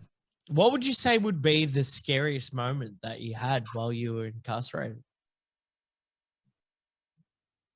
Honestly, maybe not the scariest, but the most fucked up thing I saw. Mm-hmm. I'm at my rack one day, right? And granted, you can buy this is you guys are gonna fucking laugh at this shit. You can buy a TV, like you can buy a little 13-inch TV. They cost like $230. I shit you not. They're expensive as fuck, but it's worth it because you get like 65 fucking channels. Yeah, Like, and how do you get the money through? Like, do you have to So- work for it, or you can get it like sent to you? Both. You're considered an employee. They give you like a job. No one fucking does them, but they pay you like $25 a month, which is nothing. Like honestly, it's not a lot, Damn, dude. but it's enough to get by for the people who are fucking And degenerate. family and all that. Yeah, they're indigent. They don't have any money. They don't have family. It's enough for those guys to get by, just to get food. Yeah. Shit. Like my family would put like $120 on my books every month for me to get shit from commissary, which was nice. So when I first got there, I called my family and I was like, "Hey, I know this is a lot of money, but I need a TV. Like it's gonna help me get by." And they're like, "No, we get it. Like we'll put enough money on your books for you to get a TV and get some food too." So like, luckily enough, thank God, like I had a family that helped me, throughout that process, put in my books and allow me to buy shit. But so I'm fucking sitting at my rack. It's like 1 o'clock in the afternoon. I remember it was hot as fuck that day, and there's no air conditioning in prison, so you got to buy a fan that fucking shoots it. But I was sweating my fucking balls off. I'll never forget it. I got my headphones on. I'm watching TV, and everyone around me was like, "Oh shit!" And I turn around. There's a dude at his rack with a razor blade, and he is just fucking slicing his throat. He's slicing his wrist. And I'm talking, he's doing a really good job. He's done this before, clearly, because this shit is just fucking plowing out, like spewing everywhere. And I take my headphones off. I'm like, holy fuck, like, holy shit. So luckily, they got to him, like the COs, like everyone came running and fucking put like a towel on him, put a blanket over his throat. So like they slowed it down. Like the EMS team came in real fucking quick, and he didn't die. Like thank God he didn't die. But to see that shit in person, that close to me, like he was really right behind me. He was right behind me. That's heavy. I was like, what the fuck did I just see? Yeah, dude. Later find out, dude was gay, and his homosexual friend cut him off, like from sex, from food, from commissary. He cut him off. So he was like, fuck it, I'm gonna kill myself. Like that's some of the people's mentality. Yeah, dude. Emotions, man. Like they just get the best of you, dude. And they don't think big picture. Like they just think it's a moment sometimes. Like I did that sometimes too. Like I fucking everyone's guilty, man. Yeah. Like you realize, fuck, I'm in here for the next 7 months. This shit's about to suck. Like I could do some stupid shit, or I could just be smart, keep my head down, and not do shit. Like, you know how many times I was tempted to get a fucking tattoo? Like, I knew the tattoo guy. I was friends with the tattoo guy. And I was like, it'd be pretty fucking cool to get a fucking prison tat. It would be pretty cool. And again, some of the prison tats, dude, like they're better than the outside tats. Yeah, like, I love prison tats. They got nothing but time. I went to tattoo parlors to get prison tats. I have prison tats. I've never been in prison, especially Russian prisons. I'm telling you. Yeah, I don't know if you wouldn't realize it, but turn around, Billy. Go on, give us a gaze. This guy's covered. I'll show you my Russian prison tats. Don't show your ass. Don't show your ass. Let me see this shit.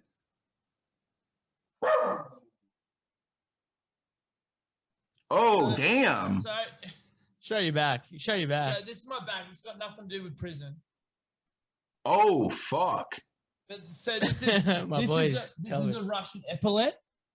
So that means I'm a king thief. King thief. And this wolf one. Oh, where is it? Up there. Yeah. See that? Yeah. So it says wolf among men, which means I'm a fucking savage, right? It means no, it doesn't mean I'm a fucking savage. It's like he's a culture savage. I'm a culture savage. Hey, so your tattoo right here. Let me see this one right here. The one with the words. Yeah, that thing right there. No, other one over here. Yeah, that one. That looks like a prison tat right there. That thing right here. That's some shit you would see in prison. Yep, that one. Yep. Yeah, that one says, "Fear me, dear, for I am death." Yeah, see, that's some shit. Like, dudes get a lot of words because it's easy to tat. Like, they'll do words, they'll do crosses, like the simple shit. So this one's for all the demon boys. So this one says, "Hey demons, it's me, your boy." Hey demons, it's me, your boy. There we go. Oh, that's fucking great. Just give me. I've forgotten what the meaning of this one is. That's really cool when you. But Billy's got some good ones. Yeah. So this wolf one means it's the tattoo signifies I'm angry with my fate. My life is a failure. You were going through a tough time there, huh? Nah, well, actually, I wanted to get a fish with a skull on the top, and then the body normal, and it's like fish. So Russian prisons, it says fish rots from the head, so it means like the head of the company is shit. And then but then he's like, that's not going to fit. We can do that somewhere else. What else do you want? And we went through the prison. We went through the prison the Russian prison tat encyclopedia, and the next one that I picked, and I want this one. It was like a cool owl, and it was a racist tattoo. It says to crush and destroy. Yeah, a certain so race. we'll avoid that one. We'll stick to the next one. It was a racist tattoo. I'm lucky they had they had definitions. But if you like what you see here, Scott Moss tattoos. Oh yeah, golden heart tattoos. Go see it. Done it all. Besides not so much our bud in the States over here, but you guys, Cranbourne Main Street. Common sense. You don't have to be in prison to get it. Dude, I'm telling you, I was this close. I swear, like there were days I'm like, fuck, I'm gonna get a tattoo. Like, you know what they're built out of? Like, do you know what their machines are built out of? Or so it's like you get a needle from a pen, and then they got all these other rubber bands and shit and tools that make it work. I have no idea how the hell they made these things, but it's like they're like engineers. Like these dudes are real life engineers in prison, fucking making guns, like fucking push your guys to the limit. We interviewed 2 prison guards. So we interviewed one from the States and one from Australia.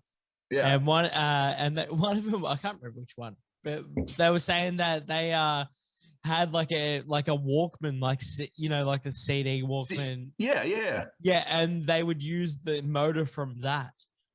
And then like use that as like the tattoo gun and fucking. I'm telling you guys, these dudes are smart. These dudes are smart as fuck, like street smart as fuck. Yeah. Like, got it done, dude. I'm like, how the fuck is that even possible? Yeah, it's crazy. But yeah, I also didn't want to get like a fucking involved in that.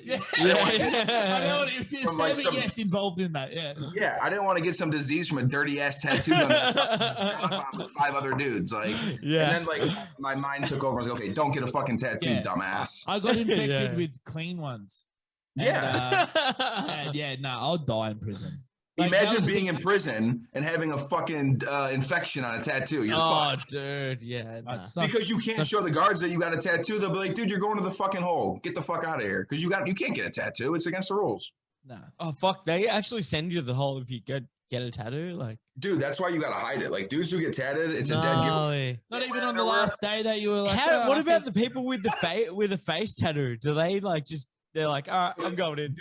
Dudes won't get shot in the face in prison. Okay. All right. Yeah. They'll do like the lowest they'll go is like here. Like you won't get like neckline. Yeah. And it's a dead giveaway. They're wearing a sweater in 100-degree weather outside. It's a fucking dead giveaway. Dude just got tatted. Like it's fucking. It's the opposite over here.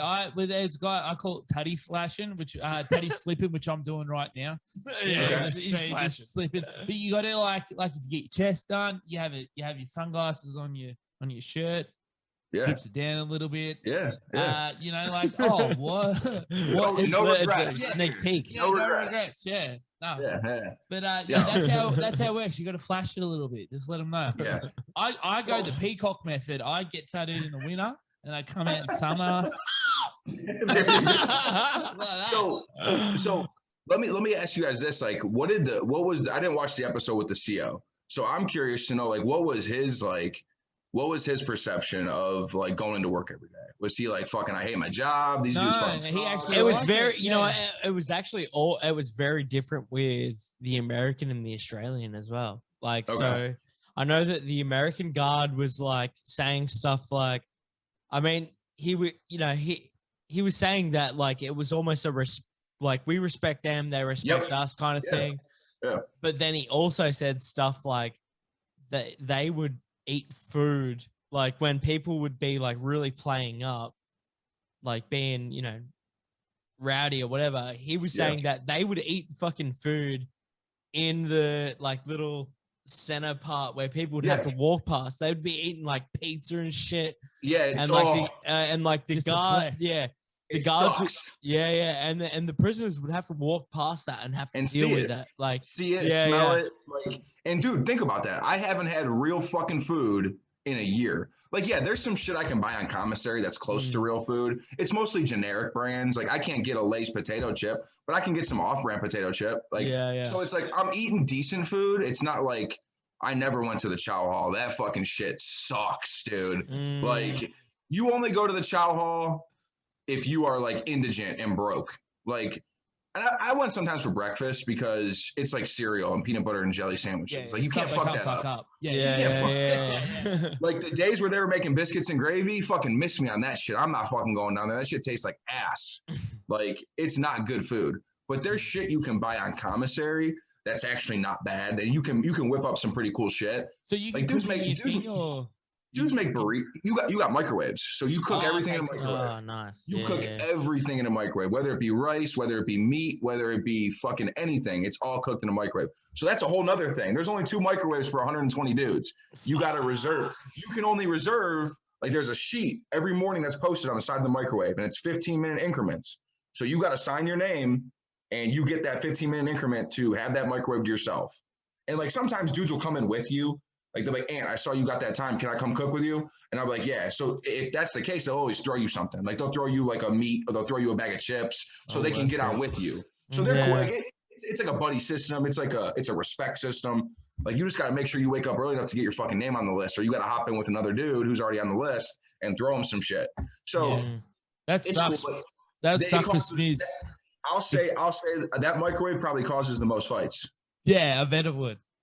For sure. Yeah. That would suck for Smizz because he has to have a warm milk every night before he goes to bed. Shut the fuck up.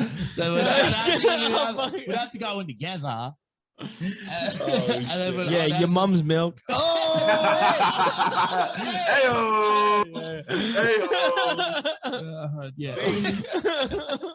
Got it. Strong bones. But yeah, like these bones. All right. But if I saw a CO that had like McDonald's or Subway, I would be like, fuck, dude, that looks so fucking good. Yeah, well, now. fuck, that's what the dude was saying. He was saying that like he's like when they would like really be acting up, like they would like sit there and they'd just be eating fucking Dominoes, like in the fucking stick it to him. Yeah, like they do that shit. And your friend's right. There's a mutual respect between the COs and the prisoners, but there's also dudes who fucking hate the COs who are like, fuck, they'll talk shit to the CO's face, like, fuck you, you're a pig bitch. Like they'll say it right to their face. Because there's nothing the CO can do. Like you can't unless he's threatening to fight the CO, there's nothing the CO he's not a cop. He's just like another high security. Yeah. And dude, when there was a chick CO, the amount of whistles, the amount of suck my dick, like all that shit. Like you hear everything. Pick up one. Yeah. Dude, I can't tell you how many birds I picked up. Dude, I wish it were. I almost. I'm gonna send you the interview after this. Yeah, I want to see it. And you've got to hear our glazed donut story. But shit. Off the top of my head. No, that was just you're off comment. What I was gonna say though. All right, so you get into the date that you're coming out. Doors will open up. How'd you feel? How was it? Did you do the full stint, or did they let you out early? Or so I got out on a Saturday. So it's like it sounds crazy, but it's probably one of the best days of my life. Oh, I couldn't imagine it. Because I've had rough days at work, and it was a Friday. Yeah, dude, you just did this shit for 11 months. Like you were away from your family. You're away from your friends. You don't know what the fuck changed in the outside world because you have no clue what's going on other than what you see on the news. But like, you don't know what's going on with your personal life. You don't know what's going on with your family or your friends really, other than the phone calls you get to make. So it's like when I put that fucking box on my shoulder, I ran out that bitch. Like when they were like, Anthony, pack it up. You're going home. I was already packed up. Like I fucking, because I knew I was going home. Like I knew I was going home that day. So I woke up early as fuck. I showered, fucking passed out all my shit to my friends that I wasn't going to use anymore. I gave my TV because you don't take anything home with you. That's like the number one thing. You don't take anything home with you. That's like bad luck. So I gave my TV away. I gave all my clothes away. Like, but they let you take that TV home if you wanted to. I could have taken it home if I wanted to. Really? No one does that shit because it's a fucking 13-inch TV. What the hell am I going to do with that? Yeah, go what the hell am I going to do with that? So gave everything away and like put the box on my shoulder and I fucking like fastest walk of my life. Like I didn't want to run. That's so good. But like I just walked fucking to where I had to go to be released, sign some papers, and then they give you like nothing. Like luckily my family was there. They had my clothes for me, so I changed into a room, got into normal clothes, went through a metal detector, and then I was free. What are you putting on when you get out? What's your kit? What is what drip did you have? I wore a pair of Levi blue jeans, pair of boots. Cowboy boots? No, just normal like normal like brown boots. Like I don't know, like a pair of Doc Martens or something like that. I think it was. Ooh, all right, and then I had like a. It was like. Sure, you don't got a swatch sticker tattooed to your chest? No, fuck no. Fuck no. So I think I had like I think I had a thermal. Like they brought me a thermal because it was kind of cold out. It was like fucking chilly because it was like March or February and it's cold in Ohio like that time. And then the weird part is I just go into the car with my family and we're like driving. And it's like I have my cell phone now. Like I have my cell phone now. I have like Facebook. I have like social media now. Like fuck, dude. I can imagine the dings going. Dude, on Facebook. I fired up a cigarette so fucking fast. Like I was like, Mom, give me a cigarette. Like I need a cigarette. What are these? Yeah. Smoked it all in one hit. Like, the skull dragon. The things in America are extra long too. They're like a little pool stick. Yeah. I remember I was getting puffed after it. I'm like, God. But there's so much shit going through your mind when you walk through those doors. Like you're back into society again. And that's a scary thing for someone who wasn't in society for a year. Yes. Like, because I was used to a routine every single day. Like I was regimented. Like I did the same thing almost every fucking day. Yeah, almost military style. Yeah, exactly. And now it's like, okay, I'm back to this normal fucking world with, okay, I have to go get a job now. Okay, I have to go build friendships again. I have to find a girlfriend. Like I have to do all these fucking things. And, you know, luckily enough for me, here she's looking at me right now. She just got home. Luckily enough for me, my fiance, she would come and visit because we started talking when I was incarcerated. Like we started having a friendship again. So she would come and visit me when I was in prison. So when I got out, luckily enough for me, I had someone there who I could be with, and she was cool about it. She knew the story. She knew why I went away. Like she knew everything.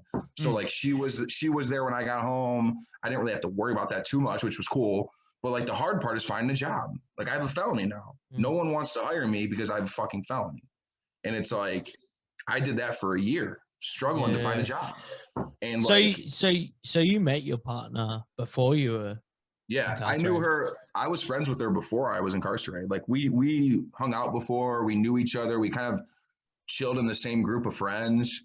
So like, I think I was like 6 or 7 months and I finally decided to call her just to like, see like, is she going to pick up the phone? Is she going to be like, what the fuck are you calling me for? Yeah. I thought me. Like she might tell me to get fucked. Like, I don't know what she was going to say. So like, luckily enough for me, she picked up the phone and we probably talked for like 2 weeks before I asked her, like, hey, do you want to come visit me? And she was like, yeah, like I'll come visit you. I'll take a day off work and I'll come visit you. Sick. And then the rest is kind of history. Like she would come visit me twice a month and I would call her every day. We would shoot the shit. She was kind of filling me in on what was going on back home. But it's one thing to hear it. It's one thing to actually see it though. Like, did you guys hit it off before you you decided to make the move in prison? We had hooked up a few times. Like, we never dated, but we had a physical relationship for a little bit. But yeah, like that kind of died off when I went away. And then I was afraid to call her. Like I was like, fuck, what am I going to say to her? Yeah. Like, what the fuck do I tell her? How do I approach this conversation? Then one day, like 6 months into it, I just didn't give a fuck anymore. I was like, fuck it, I'm going to call her. I'm going to see what she says. That's so cool. She was cool. She was cool as fuck about it. She's my ride or die. I'm lucky enough that she's still in my life today. Hell yeah. Shout out to you guys. That's an investment property if I've ever seen one or heard one. The cool thing is like, obviously prison fucks with you mentally, even when you get home. Like you have some sort of PTSD from that whole experience because you've seen so much shit. You've heard so much shit. You see some of the shit that people are going through. It's normal. Like for people to have that PTSD when they get home. I still have it today. Like there's some things that when I'm laying down in bed, I start fucking thinking about. And it fucks with me. And she, luckily enough for me, she's cool enough to talk me through it and calm me down a little bit. And, that's not our life anymore. We don't have to go through that shit anymore. So, but no, she's cool. Super cool. Yeah. So I've got two things for you. The first one, so this is it's not selfish, I guess. So like when I go all right, guys, this is the first time I'm going to mention my mate. When I go see my mate, I struggle to, it's almost like doing what we do now. You go in with questions. Like I write stuff down every time, like, because you don't think about it. Like I've seen him a heap of times, but it's just like, it's not like you're talking every day. Like I'm not going in there every day. So I write stuff down now that it's just like, this is what would matter to him. I'll go, it's just little shit. Like I was like that YouTube channel that we watch, he got taken down. This stuff, this is what this guy's doing. And then I try to tell him, I'm like, there's not a whole lot going on out here. And then he's like he's always like, I want to hear about it. I'm like, but I feel bad. Yeah. I feel bad. Like on, Yeah. go, all right, well, this is what this person's doing. This is what that person's doing. You know what I mean? Like, how do you feel? Like, if I was to come in and see you and go, like, you want to hear everything that's happening, or do you want us to be like, you know, like, not rubbing it in, but yeah, like, what would you say? That's a great question. And when I would ask that question to, you know, my fiance or my friends or my family, when I would call them, when they would tell me not a lot is going on, in a weird way, I would be like, thank God. Like, I'm glad I'm not missing shit. Like, is it selfish? Maybe. I don't know. Yeah, probably selfish, but fuck, I'm away for a year. I hope I don't miss a lot. Like, dude, I had to miss my sister getting married. Like, I had to miss my grandpa died when I was incarcerated. Like, those are two huge things that I fucking missed out on because I was rotting away in a fucking prison cell. Like, those are things I'll never get back. Those are things I'll never be able to do or see or be a part of. And that fucking sucks. But when I would call people and they would say, hey, you're not missing much, I'd be like, thank God. Like, fuck yeah. Like, good shit. Like, do I want to hear it? If you're asking me what I want to hear, if shit was really happening, yeah, I'd want to hear it.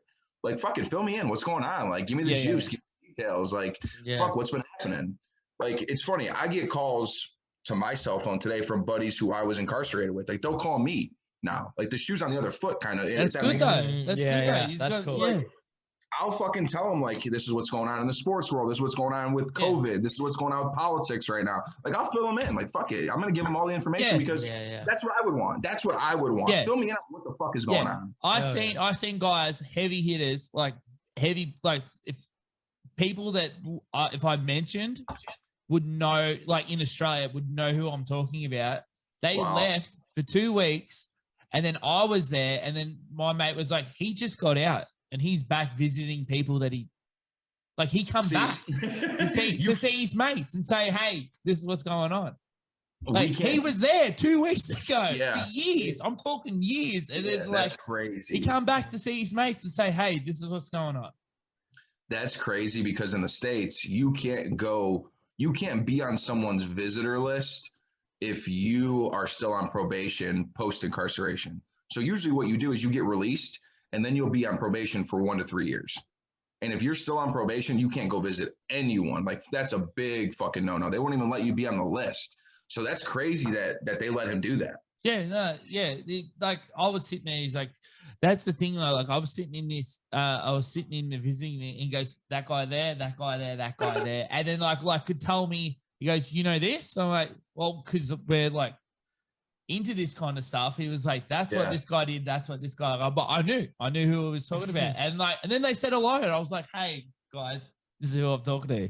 When I go out, I'm actually mates with this guy, you know, like, that's pretty cool. And then but the one thing I wanted to ask you, like, this is the thing, do you think that being incarcerated, do you think the justice system works? Do you think, personally, being on that end of it, do you think that you can get rehabilitated and come out the other end as a better person because of that? How do you feel that you felt about that? Man, that is a fucking really good question, because I think there's a group of people that embrace it and do become rehabilitated.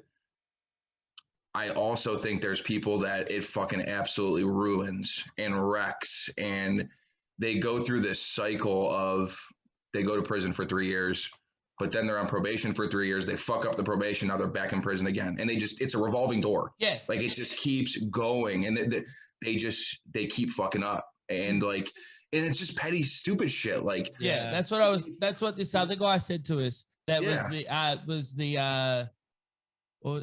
was the like prison warden over there. And he was saying it's shit because like these guys will do it. They learn how these other guys have been making their money. Mm-hmm. Then, like you said, it's hard to get a job. You get out there, go, well, this is what I fucking learned in there. I'm going to repeat it. Yep. You're already on the thing. You're doomed. Yep. You're doomed to come back. You're doomed to come back unless, because no one's going to give you a chance, and then no one's, it's like, oh well, if I'm a piece of shit, I'm gonna act like a piece of shit. I'm gonna go do what I got to do. Do what you got to do. You know what I mean? It's some people they can't be rehabilitated. Like, that's just my opinion. I'm not saying it's scientifically proven or genetics or whatever that may be. there's just some people who cannot be rehabilitated. Like there's dudes who are rapers or child molesters. Fuck those dudes. Like those dudes should rot away for life. Get the fuck out of here. Yeah, like, Yeah. but then you got guys who, I don't know, they fucking sold drugs or like they shot a dude but didn't kill him. That dude can probably be rehabilitated, Yeah. but I don't fucking know. There's so many factors involved in that. It's a case to case basis almost. Yeah, for sure. Like, okay, where's that guy going to go home to when he gets released? Because is he going to a area that's poverty stricken that he's going to have to rely on selling drugs and gangbanging to make a life? Because if that's the case, he's probably fucked. Yeah, he's going to be right back in there in no fucking time. That's the thing. Yeah, sorry about it. That's the thing. Like you were saying, it's just like, you know, like the guy that you met murdered someone that raped his daughter, and then like, so that's manslaughter, that's murder, and then it's like, well, you murdered someone out of like, you know, you had a fucking blue with them, and then like you went and shot him in the head over like money. You know what I mean? Like there's two different things. Yeah, and they just categorize it as a big, you know, like three things. It's like rape, murder, whatever. Yeah. You know, like it's all the same. It's all the same. Like, should that guy who cut a dude's head off with a butter knife that raped his daughter be in be in prison for life with no parole? Yeah, I don't know. Yeah, I don't know because the end, like I can understand why he fucking was freaking out. Like some dude just raped his daughter. What the fuck? Yeah. That's disgusting. And like, what would I do in that situation? I'd probably fucking want to kill the dude. Yeah, I'm not saying it's a very hard thing to be able to like, determine. unimaginable. Like especially like exactly. I mean, I think they leave it in what is it, the hands of 10 people, like with I think so. with the jury. With the jury. Yeah. There's people that have never been put in that situation as well. You know what I mean? Yeah. Like, Right. And dude, it's a lot of pressure for a lot of.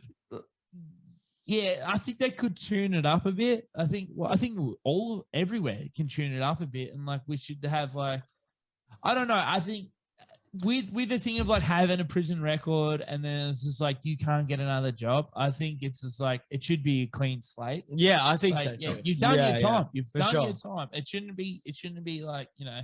Well, If anything, they should be encouraging the workforce, like you know, what I mean? Like they should be encouraging that. You should get benefits from the government, like with other Yeah. things. Just like you know, And like- so there's like indigenous people, you get a benefit for it supporting the indigenous thing, and like support.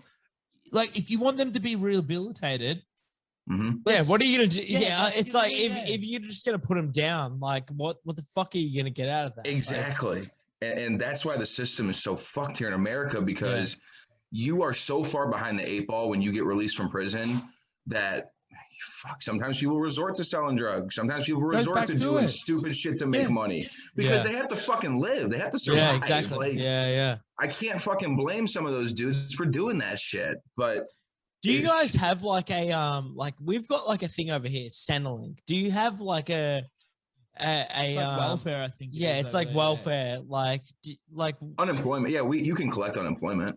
Yeah, and like, how much do you get from that roughly? Dude, it's so when I got home, I was on food stamps, and food stamps is they give you a card, and you can go to any grocery store, and you can buy any food or vegetables or anything that's basically not a hot meal you can buy.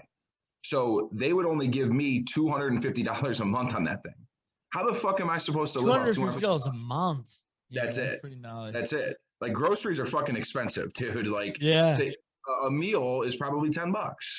So it's like I have to have 3 meals a day. Like what the fuck? Like what are we doing here? Like so this again. So that's all you get. You only just get the stamps. You don't get anything else. Nope, $250 on a fucking plastic card that you can scan at any grocery store to buy food. And it's free money and it's cool and I appreciate it, but it's definitely not enough. And then like if you collect unemployment, dude, you're getting like a fucking $500 check every 2 weeks. Like you can't doesn't pay a mortgage, it doesn't pay for food, it doesn't pay for gas, it's nothing. So, dude, the system is fucked. I feel bad for people. Like I went through it for a year, struggling to find a fucking job. And luckily enough, I found a job. I still have the same job today. I'm in a good situation. Like I didn't have to repeat felonies. I didn't have to go resort to that's what they drugs. kind of want you to do. It's like a vicious cycle. Because they're making money off of every dude who's fucking incarcerated. Every dude who's incarcerated, they get a fucking check.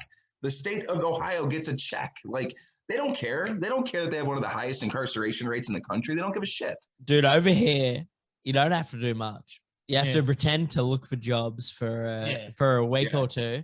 2 weeks. 2 weeks. You got 2 weeks. And 2 weeks to look for 2 jobs. That's a job a week. Yeah. And then I can't remember how much it is. I don't Yeah. know exactly, but I think it's like $500 roughly. Yeah. Yeah. That you get per fortnight. But that's cash in hand. Cash in hand, baby. You don't have to go spend that at the supermarket. All you have to do is, we can get tats. Nah. We can get all that. You can go and buy some bud. You can You can do whatever the fuck you want. You can go. Yeah. You can go. Fucking You to want the some strip beers? You want Yeah, trouble? we can You go can to do the it, Tat. I'll go hungry for a few weeks, but I do look like Mike Tyson. That's pretty cool. I do look pretty cool. Yeah, they don't do fucking tatty checks. No, they don't do Yeah. that. Money's money. Dude, they fucking write you a check, goes right into your bank account, and then the food stamps are just a plastic like debit card. That's all it really is. That's gnarly. Yeah. It's Fucking crazy. hell, man. It's absolutely crazy. And like you said, is the system fucked? Kind of. Yeah, Kind it of. is. Like it definitely puts people behind the 8 ball. That's for sure. It fucks your life up big time. Yeah. Big time. Man, I can talk to you guys all day about this shit. I love this stuff. Yeah. Nah, one day, mate. We'll One day. But mate, thank you so much. This has been a great chat. You know it's a great chat when I've been sitting with no shirt on for fucking. This is the first, Awesome. This is the first interview I've done shirtless. It won't be the last. Thank you so much, mate. You got it, man. Is there anything else you guys want to talk about before I head out here? I mean, any I questions? think we're good, man. No, I think we're good. Yeah, this has been fun. It's been really good. This is the first guy on the other side of the thing. We've interviewed the screws. Do you call all right, real quick? What do you call prison guards? We call them screws over here. Well, when I say we, I'm talking the other guy. Pigs. He's a fucking pigs. pig. Yeah, he's I a think fucking pig. that's like just terms for cops over here. Yeah. Pigs are coming. That's all it fucking was. Like, Yeah. Nah, all good. Well, thank you very much, man. Hey, Is there anything you want to shout out before you got anything you want to plug, anything like that? man, do I want to plug anything? No, I'm gonna keep that. I'm gonna keep that on the DL for sure. Yeah, all right. Well, hell yeah. Hell yeah. I mean, you're talking to a guy. You're talking to a guy who went to prison for a year. I really don't want a shit ton of people knowing I went to prison for a year. You know what I'm saying? Oh man, hey, I had a blast, guys. I fucking loved it. If you guys ever need anything, you guys need to hop back on. I'd fucking love to. This was great. Thank you so Dude, much. you're a fucking legend. Thank you. Spread the word. We'll send you some stuff out if you need it. Yeah, we'll fucking send you some We'll send you shit. some stickers. Go put it on signs. And don't get put in. I don't know what the legal limit is of stamps over there. Just don't get into trouble. Just don't get in trouble. That's all I'm saying. I wanted you to go put it on stuff. Just do it on your car, whatever. Don't get into trouble. I'm gonna go drink some. I'm gonna go drink some beers and celebrate America being founded as a country, fellas. All right. Shout out to you, brother. And shout out to you fucking your missus too. We had the fucking Thank you for sticking with you. Yeah. All No, right, we guys, love that. have fun. Respect. One leg. Get some sleep, all right? Go to bed. It's past everyone's bedtime. Christ. Peace. Hey. Oh, God. We were a couple of wildebeests by the end of that. But thank you guys for fucking sticking by. The real ones are always, the real wungers, they're always here. But I love like that you guys are actually giving him props too. So, you know, I know that Kanye West said this is a good interview. Disease Raccoon, best interview y'all have had in a while. Oh, thank you. Bus Brick, that man is a legend. Flatty Fiddler, what a legend. Like, Kanye, yeah, that is fucking sick. Thank you. No, thank you. We genuinely like enjoyed talking to him. Like we love talking to everyone. Like, you know, we love all the interviews and stuff like that. But you know, there is only, you know, select people that you can really just like mesh with and like just have like a proper laugh with. You know, you're on the same fucking, you know, wavelength. They're doing you a favor. They're doing you a favor, and you don't want to step over on toes. Like, you know, I muck around and say I'll get an interview at any cost, and like, you know, muck around with all that shit. But no, like, they're doing us a favor. They're coming on, and it's just like, and some of the stuff is like you're telling stories that you don't necessarily tell everybody. You know, for but you're sure. gonna tell some fuckhead Yeah, some random dudes you met online. You with know, fucking drawn on face tats. yeah. That- I hope he enjoys this. Yeah. Shout out to Billy for going and Oh. sourcing these today. Oh, We were mate. going to make a good trailer, and but you know what? We're going to save it for the next Yeah, prison we're episode. still setting up all the studio. We still got heaps of shit. Yeah, to we put got up. one good quarter done. So That's good though. That's good. Like yeah. the fact that it we can put so much more shit up, more fan art, more all Yeah, that. and like you guys don't understand. Like, I mean, there's only a few people that have actually been to our like previous studio, and if we were to move like this, we're bumping into Bump the it on the couch. couch. Like legit. Like we have so much room. Like it's unreal. We can actually have. Been playing iToy, Yeah. Wii tennis. It's been great. Billy's been saying the whole time. He's like, "Yep, we're gonna get a spa over here, a ping pong table over there." It's so much. Right? We don't know what to do. We don't know what to do. You know, like fish grow to the size of their environment. Well, fuck me. This podcast is getting big. Yeah. All right. So also, I seen in the chat people talking about Ed Kemper and that kind of stuff. That is a cool story, but I'm telling you now, this interview that we're trying to sort out is on that fucking 100%. level. It's on that fucking level, and I'm scared of how like this is going to be. It's going to be a heavy episode. I'm going to tell you that. It's not going to be. It's going to be No interesting. joking. Like, there's no joking. no. It's Yeah. You can't joke about this shit. This was so fucking full on, and it's just like. Yeah, I couldn't believe it. I woke up this morning. Yeah, I was going to say, I'm sure that everyone in the chat has seen Something a movie. about it. Yeah, a movie that this was pretty much based on. So we're not going to spoil it, Vondis, but Billy will still joke. I'll try not to. Mate, but no, I'm telling you guys, like this is going to be like This probably is our flat like out. most intense episode ever. Actually, Yeah. it will be. yeah, 100% will be the most intense. And Yeah. that's saying something too. Like we just had. Oh someone yeah, we've kiss had a some dead crazy man. shit. Bad Boys 2 on the grind. Shrek 3, Bus Brick. Yes, Once all for of them. Warriors. One- Ooh, Sanch. That It's all funny you pays- say that because we're gonna have a little. I don't know if you saw our old studio. I actually have a Once for Warriors poster, but that'll be. I think the big up in the corner. Beetlejuice, the big Beetlejuice one's going to go up too. That's what was upstairs. Yes. I reckon we should chuck that up. That's so cool from the actual 80s. No, but once we can have people over, like we'll definitely invite a few people over at a time. We're check thinking it of out. doing a new thing. I don't know if any of you's fucking fight fans in there. Fucking Dukes up.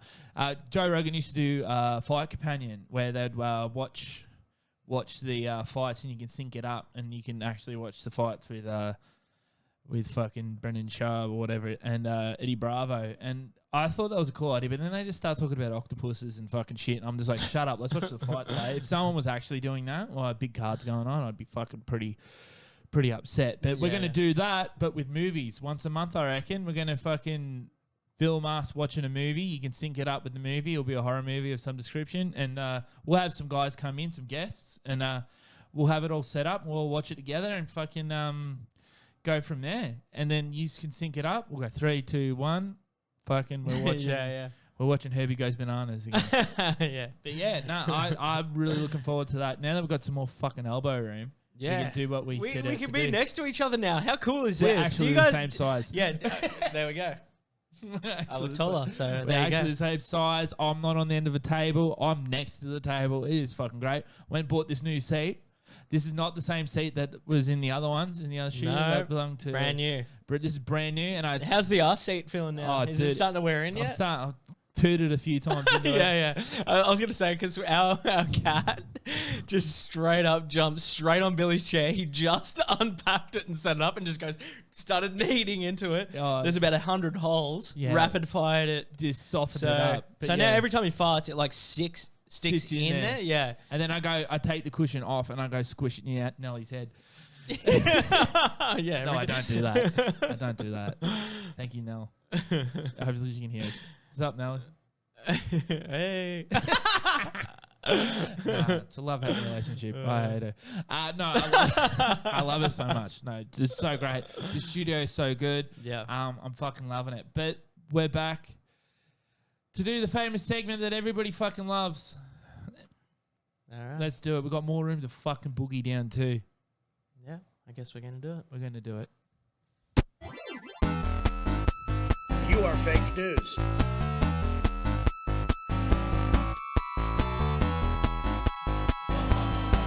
You are fake news.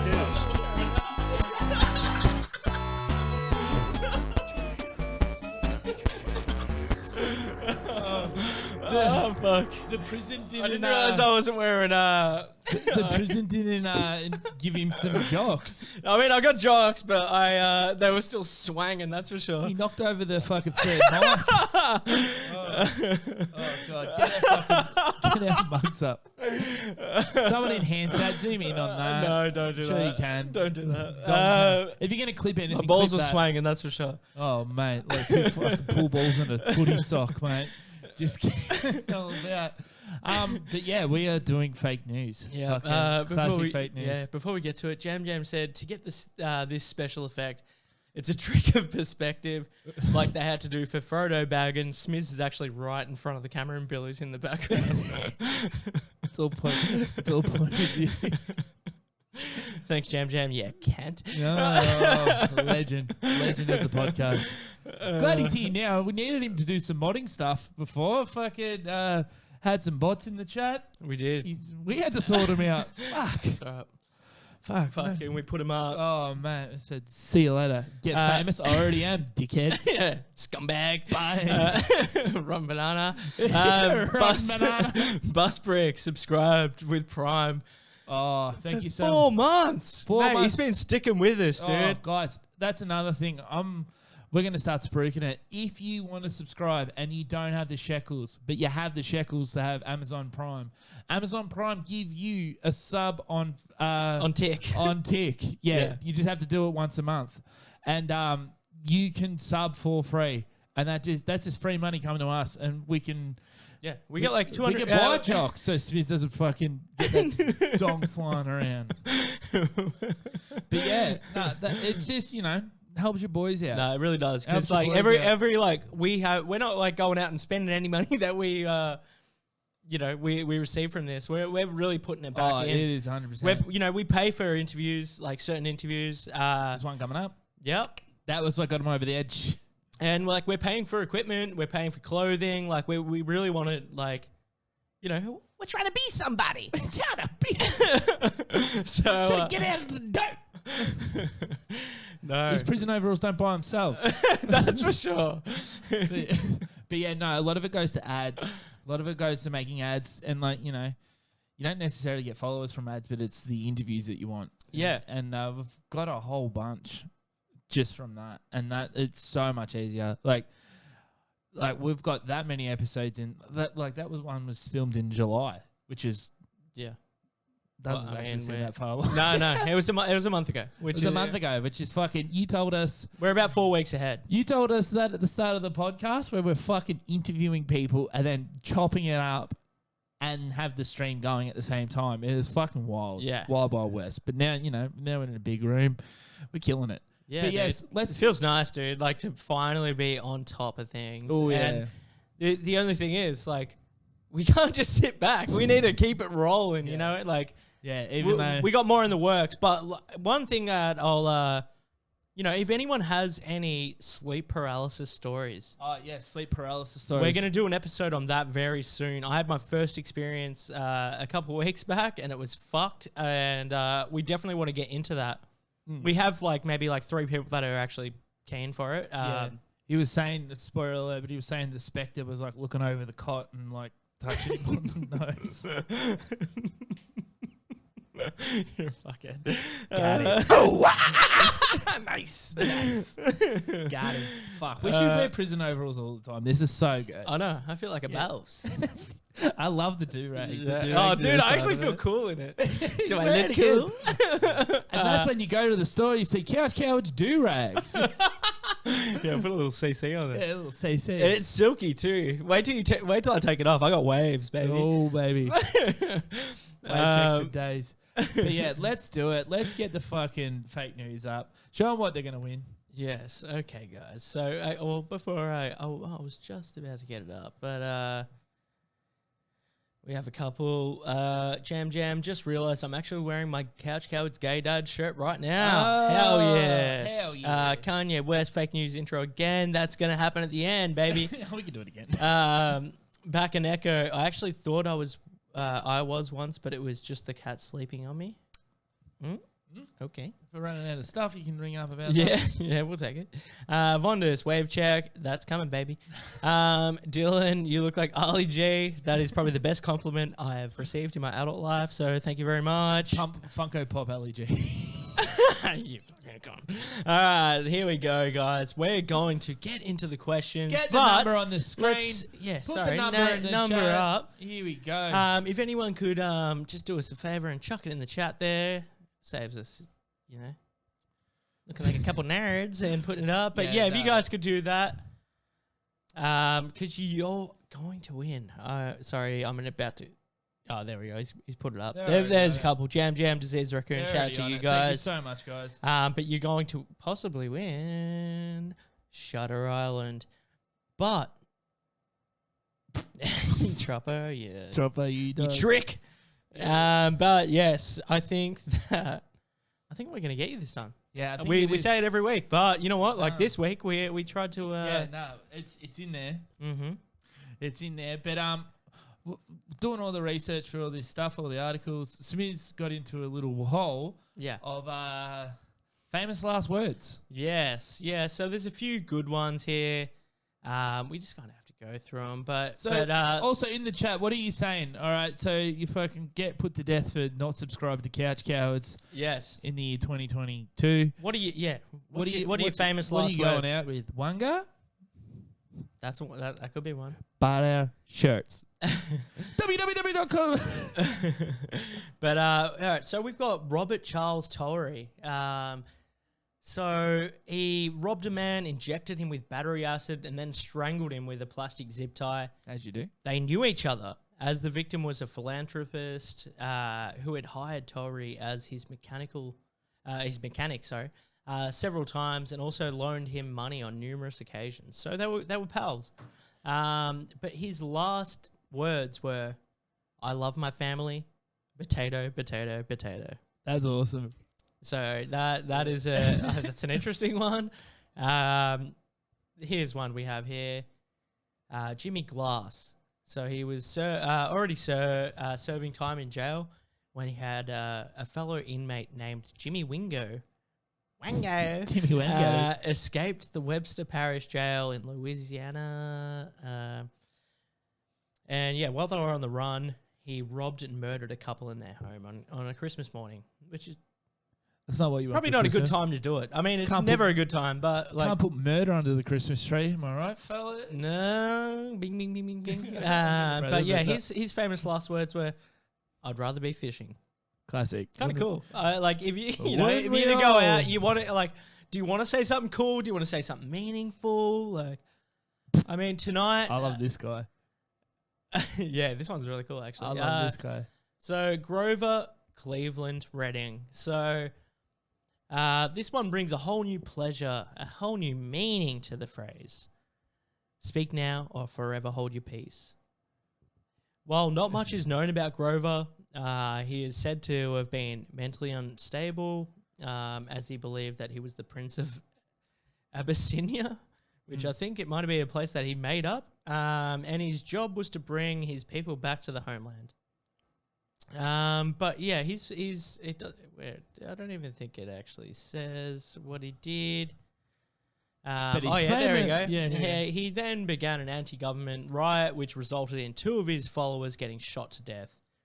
But yeah, he was sentenced to death, and his last words were, "I have something to say, but not at this time." Classic. So he's just leaving you hanging. Leave him hanging. Yeah, and like really leaving you hanging. We're not going to ever find out. Who knows? But the number's up on the screen, guys. Numbers up on the screen, guys. Do you want to win this shit? Do you want this fucking DVD? Come on. Come on, guys. Look at that. Ring up. Anyone ring up. Sorry, I got distracted. I forgot what we were talking about. Shutter Island. Shutter Island. It's seriously, like, if you haven't seen it, it is fucking probably one of my top, I reckon, easily top 10 movies. It's really good. Really good. This guy. My last words. He's a bit of a party animal. Sorry, not sorry. Peace out, peeps. What a comedian. All right, so we've got this other guy. James Jackson. Last words. All right, so prior to his, I'm not going to say that, to his reference, he said, "Warden, murder me." And then he referred to Harris County, which is where he was convicted. Jackson was convicted of killing his wife and 2 stepdaughters in 1997 by strangling each of them when they entered their apartment. He then left a note for the police that read, "I love Sharon, Sonny, Erica. I could not take care of my family. I don't have a job. I gave them back to God." Classic family slide. Family. But his last words, they don't really match up with like his final statement, but I'm ready to roll. Time to get this party started.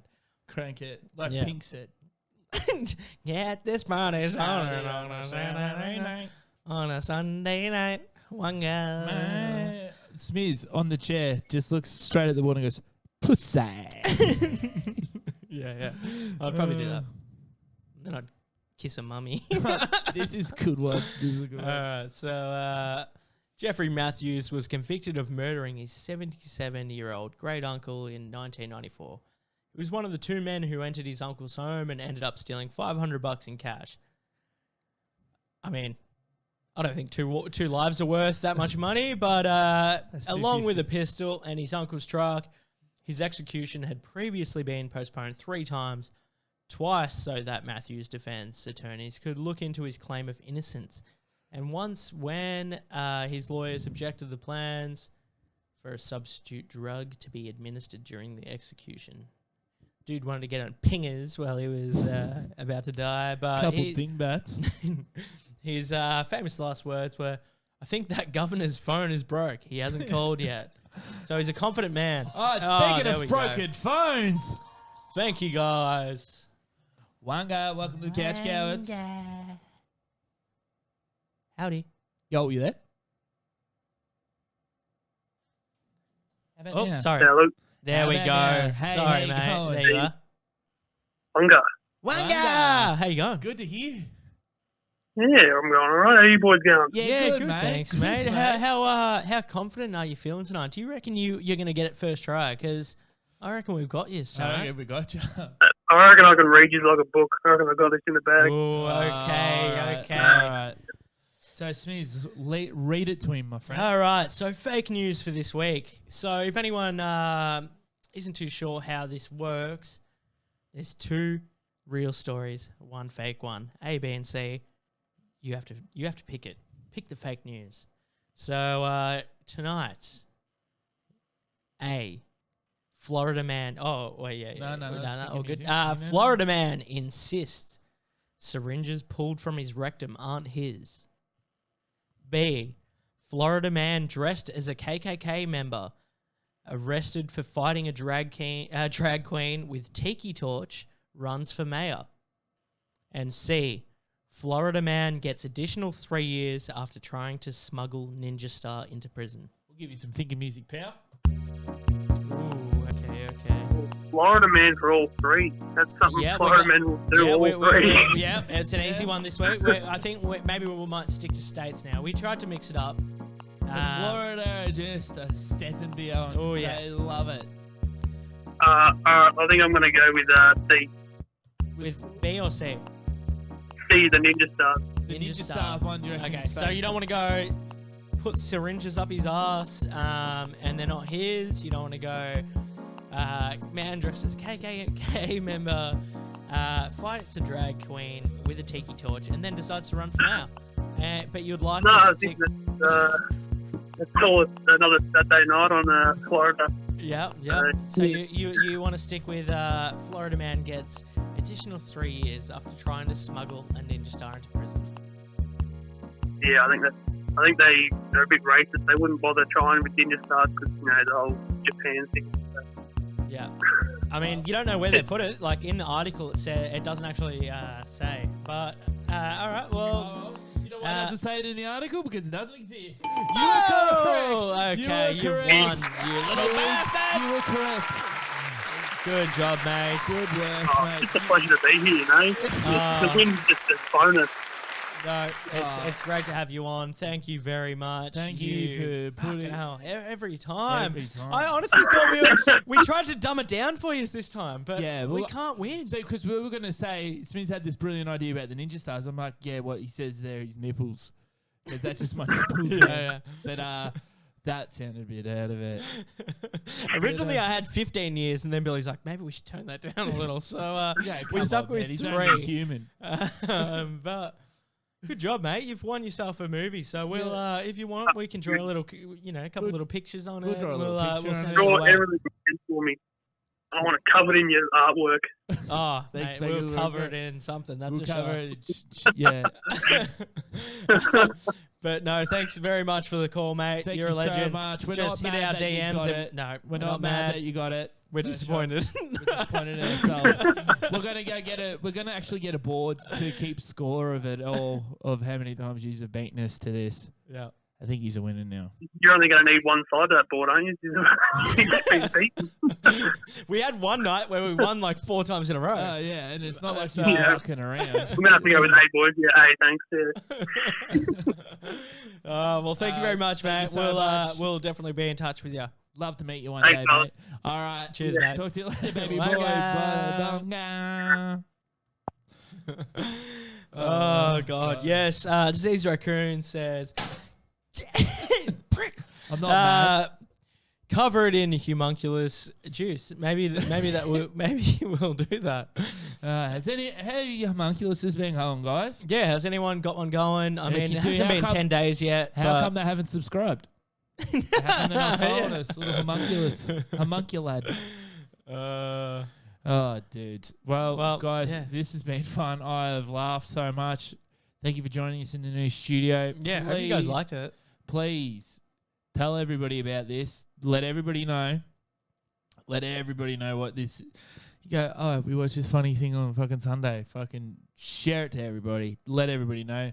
We're going to start uploading some more on YouTube. I'm going to upload the next episode tonight. We actually we got a good mate, Zeke. Zeke has been fucking working away on the thumbnails for the they videos. look awesome. Fuck, they're funny. They're Yep. so funny. Whoop.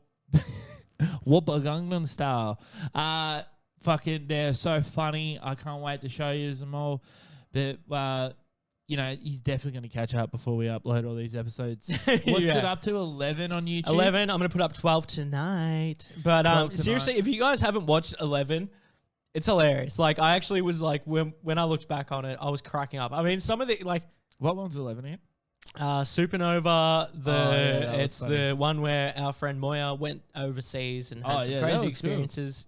And then our other friend had someone try and light her hair on fire while she was working. So Yeah, very funny. and she also All- got robbed. All of them are very funny. No. No, I'm joking. But no, you guys should actually check us out like on YouTube.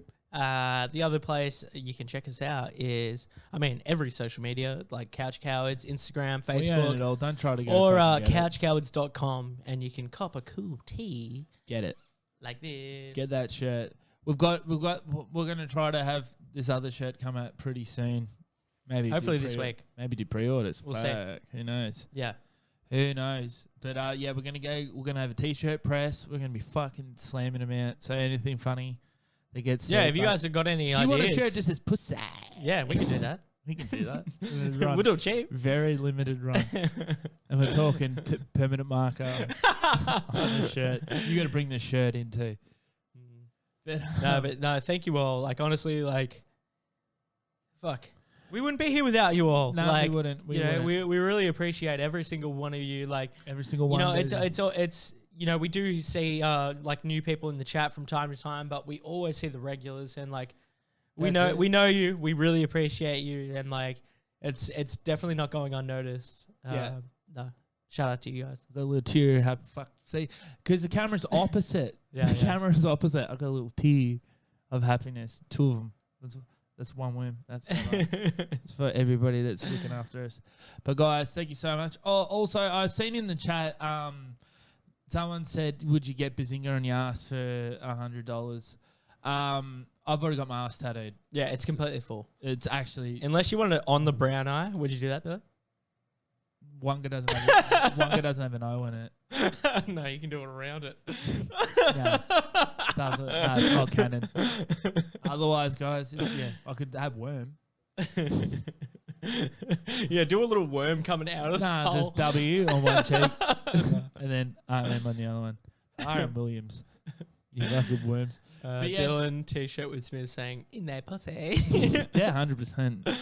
100% with his phone number on it. Jam. A worm popping out like a rotten apple. And Wonga. Daisy. Hell yeah. Wonga. No. But yes, guys, thank you so much for joining us in the new stew. Legit. Tell all your friends. Let's get this fucker up to 500 subs. Follow us. Let's do it. Oh, we're going to do it. We were just talking before. We're going to do a charity stream to... we don't know when it's going to be to start this Kickstarter for this magazine that we're going to be featured in. So, massive something hour stream, 6 hours. Oh God, that'll be chaotic. 60 minutes and 6 seconds. Yeah. 6. I don't even know what the fuck we would do. That would be chaotic because I'm I get nervous before each one of these, so I love to have a beer. 6 hours of drinking. Well, I'm going to be an absolute mess by the end of it. And we could do it. It's going to be entertainment, guys. We'll open up the phones. We'll play some games. Fucking watch us do it and get them subs up.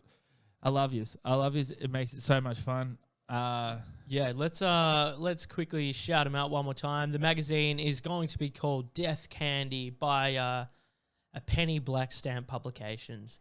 But if you guys go on to Spooky Doom on Instagram, you should be able to find it there. But there's seriously so many talented artists like that, contributing to this magazine.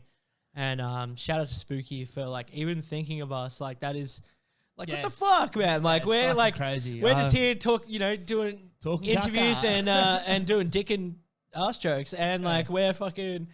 And he goes, are you too busy for that? I'd understand. I go, we are busy, but I will make time for that. Oh man, it's so good. Yeah. Shout out to him. And we'll give away some copies of it when we win it. But check it out. Support us. You're supporting him by supporting us. And we can't wait. Yeah, I can't wait till you see seriously some of the designs and it's not even final. Some of the stuff that they sent us. This is top notch. Yeah, this cool. is it's unreal. No, and thank you guys. And the thing is, they're letting us do whatever the fuck we want.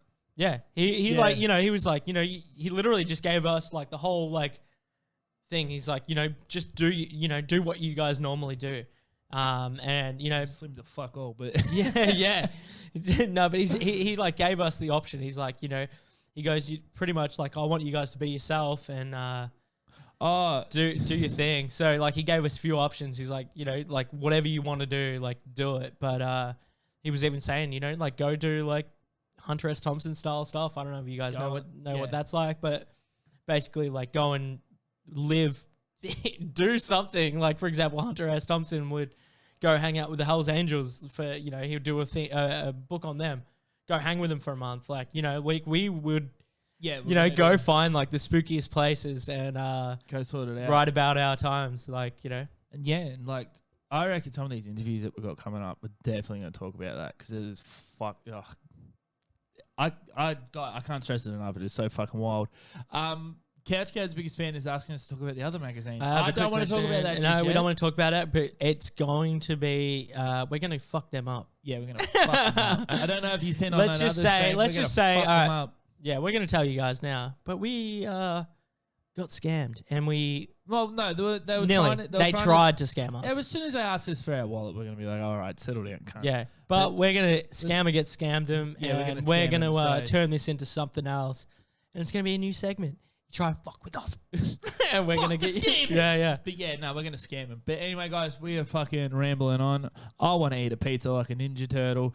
I love yous. We'll talk to yous later. Tell your mum I said hi, and like Rob McManus. And your dad. And your dad. And your dad. Mm-hmm. And your dad. And your nan and your dog. All right. That's life. That's life. All right. See you guys. That's what all the Peace. people say. Thanks for tuning in. Wanga.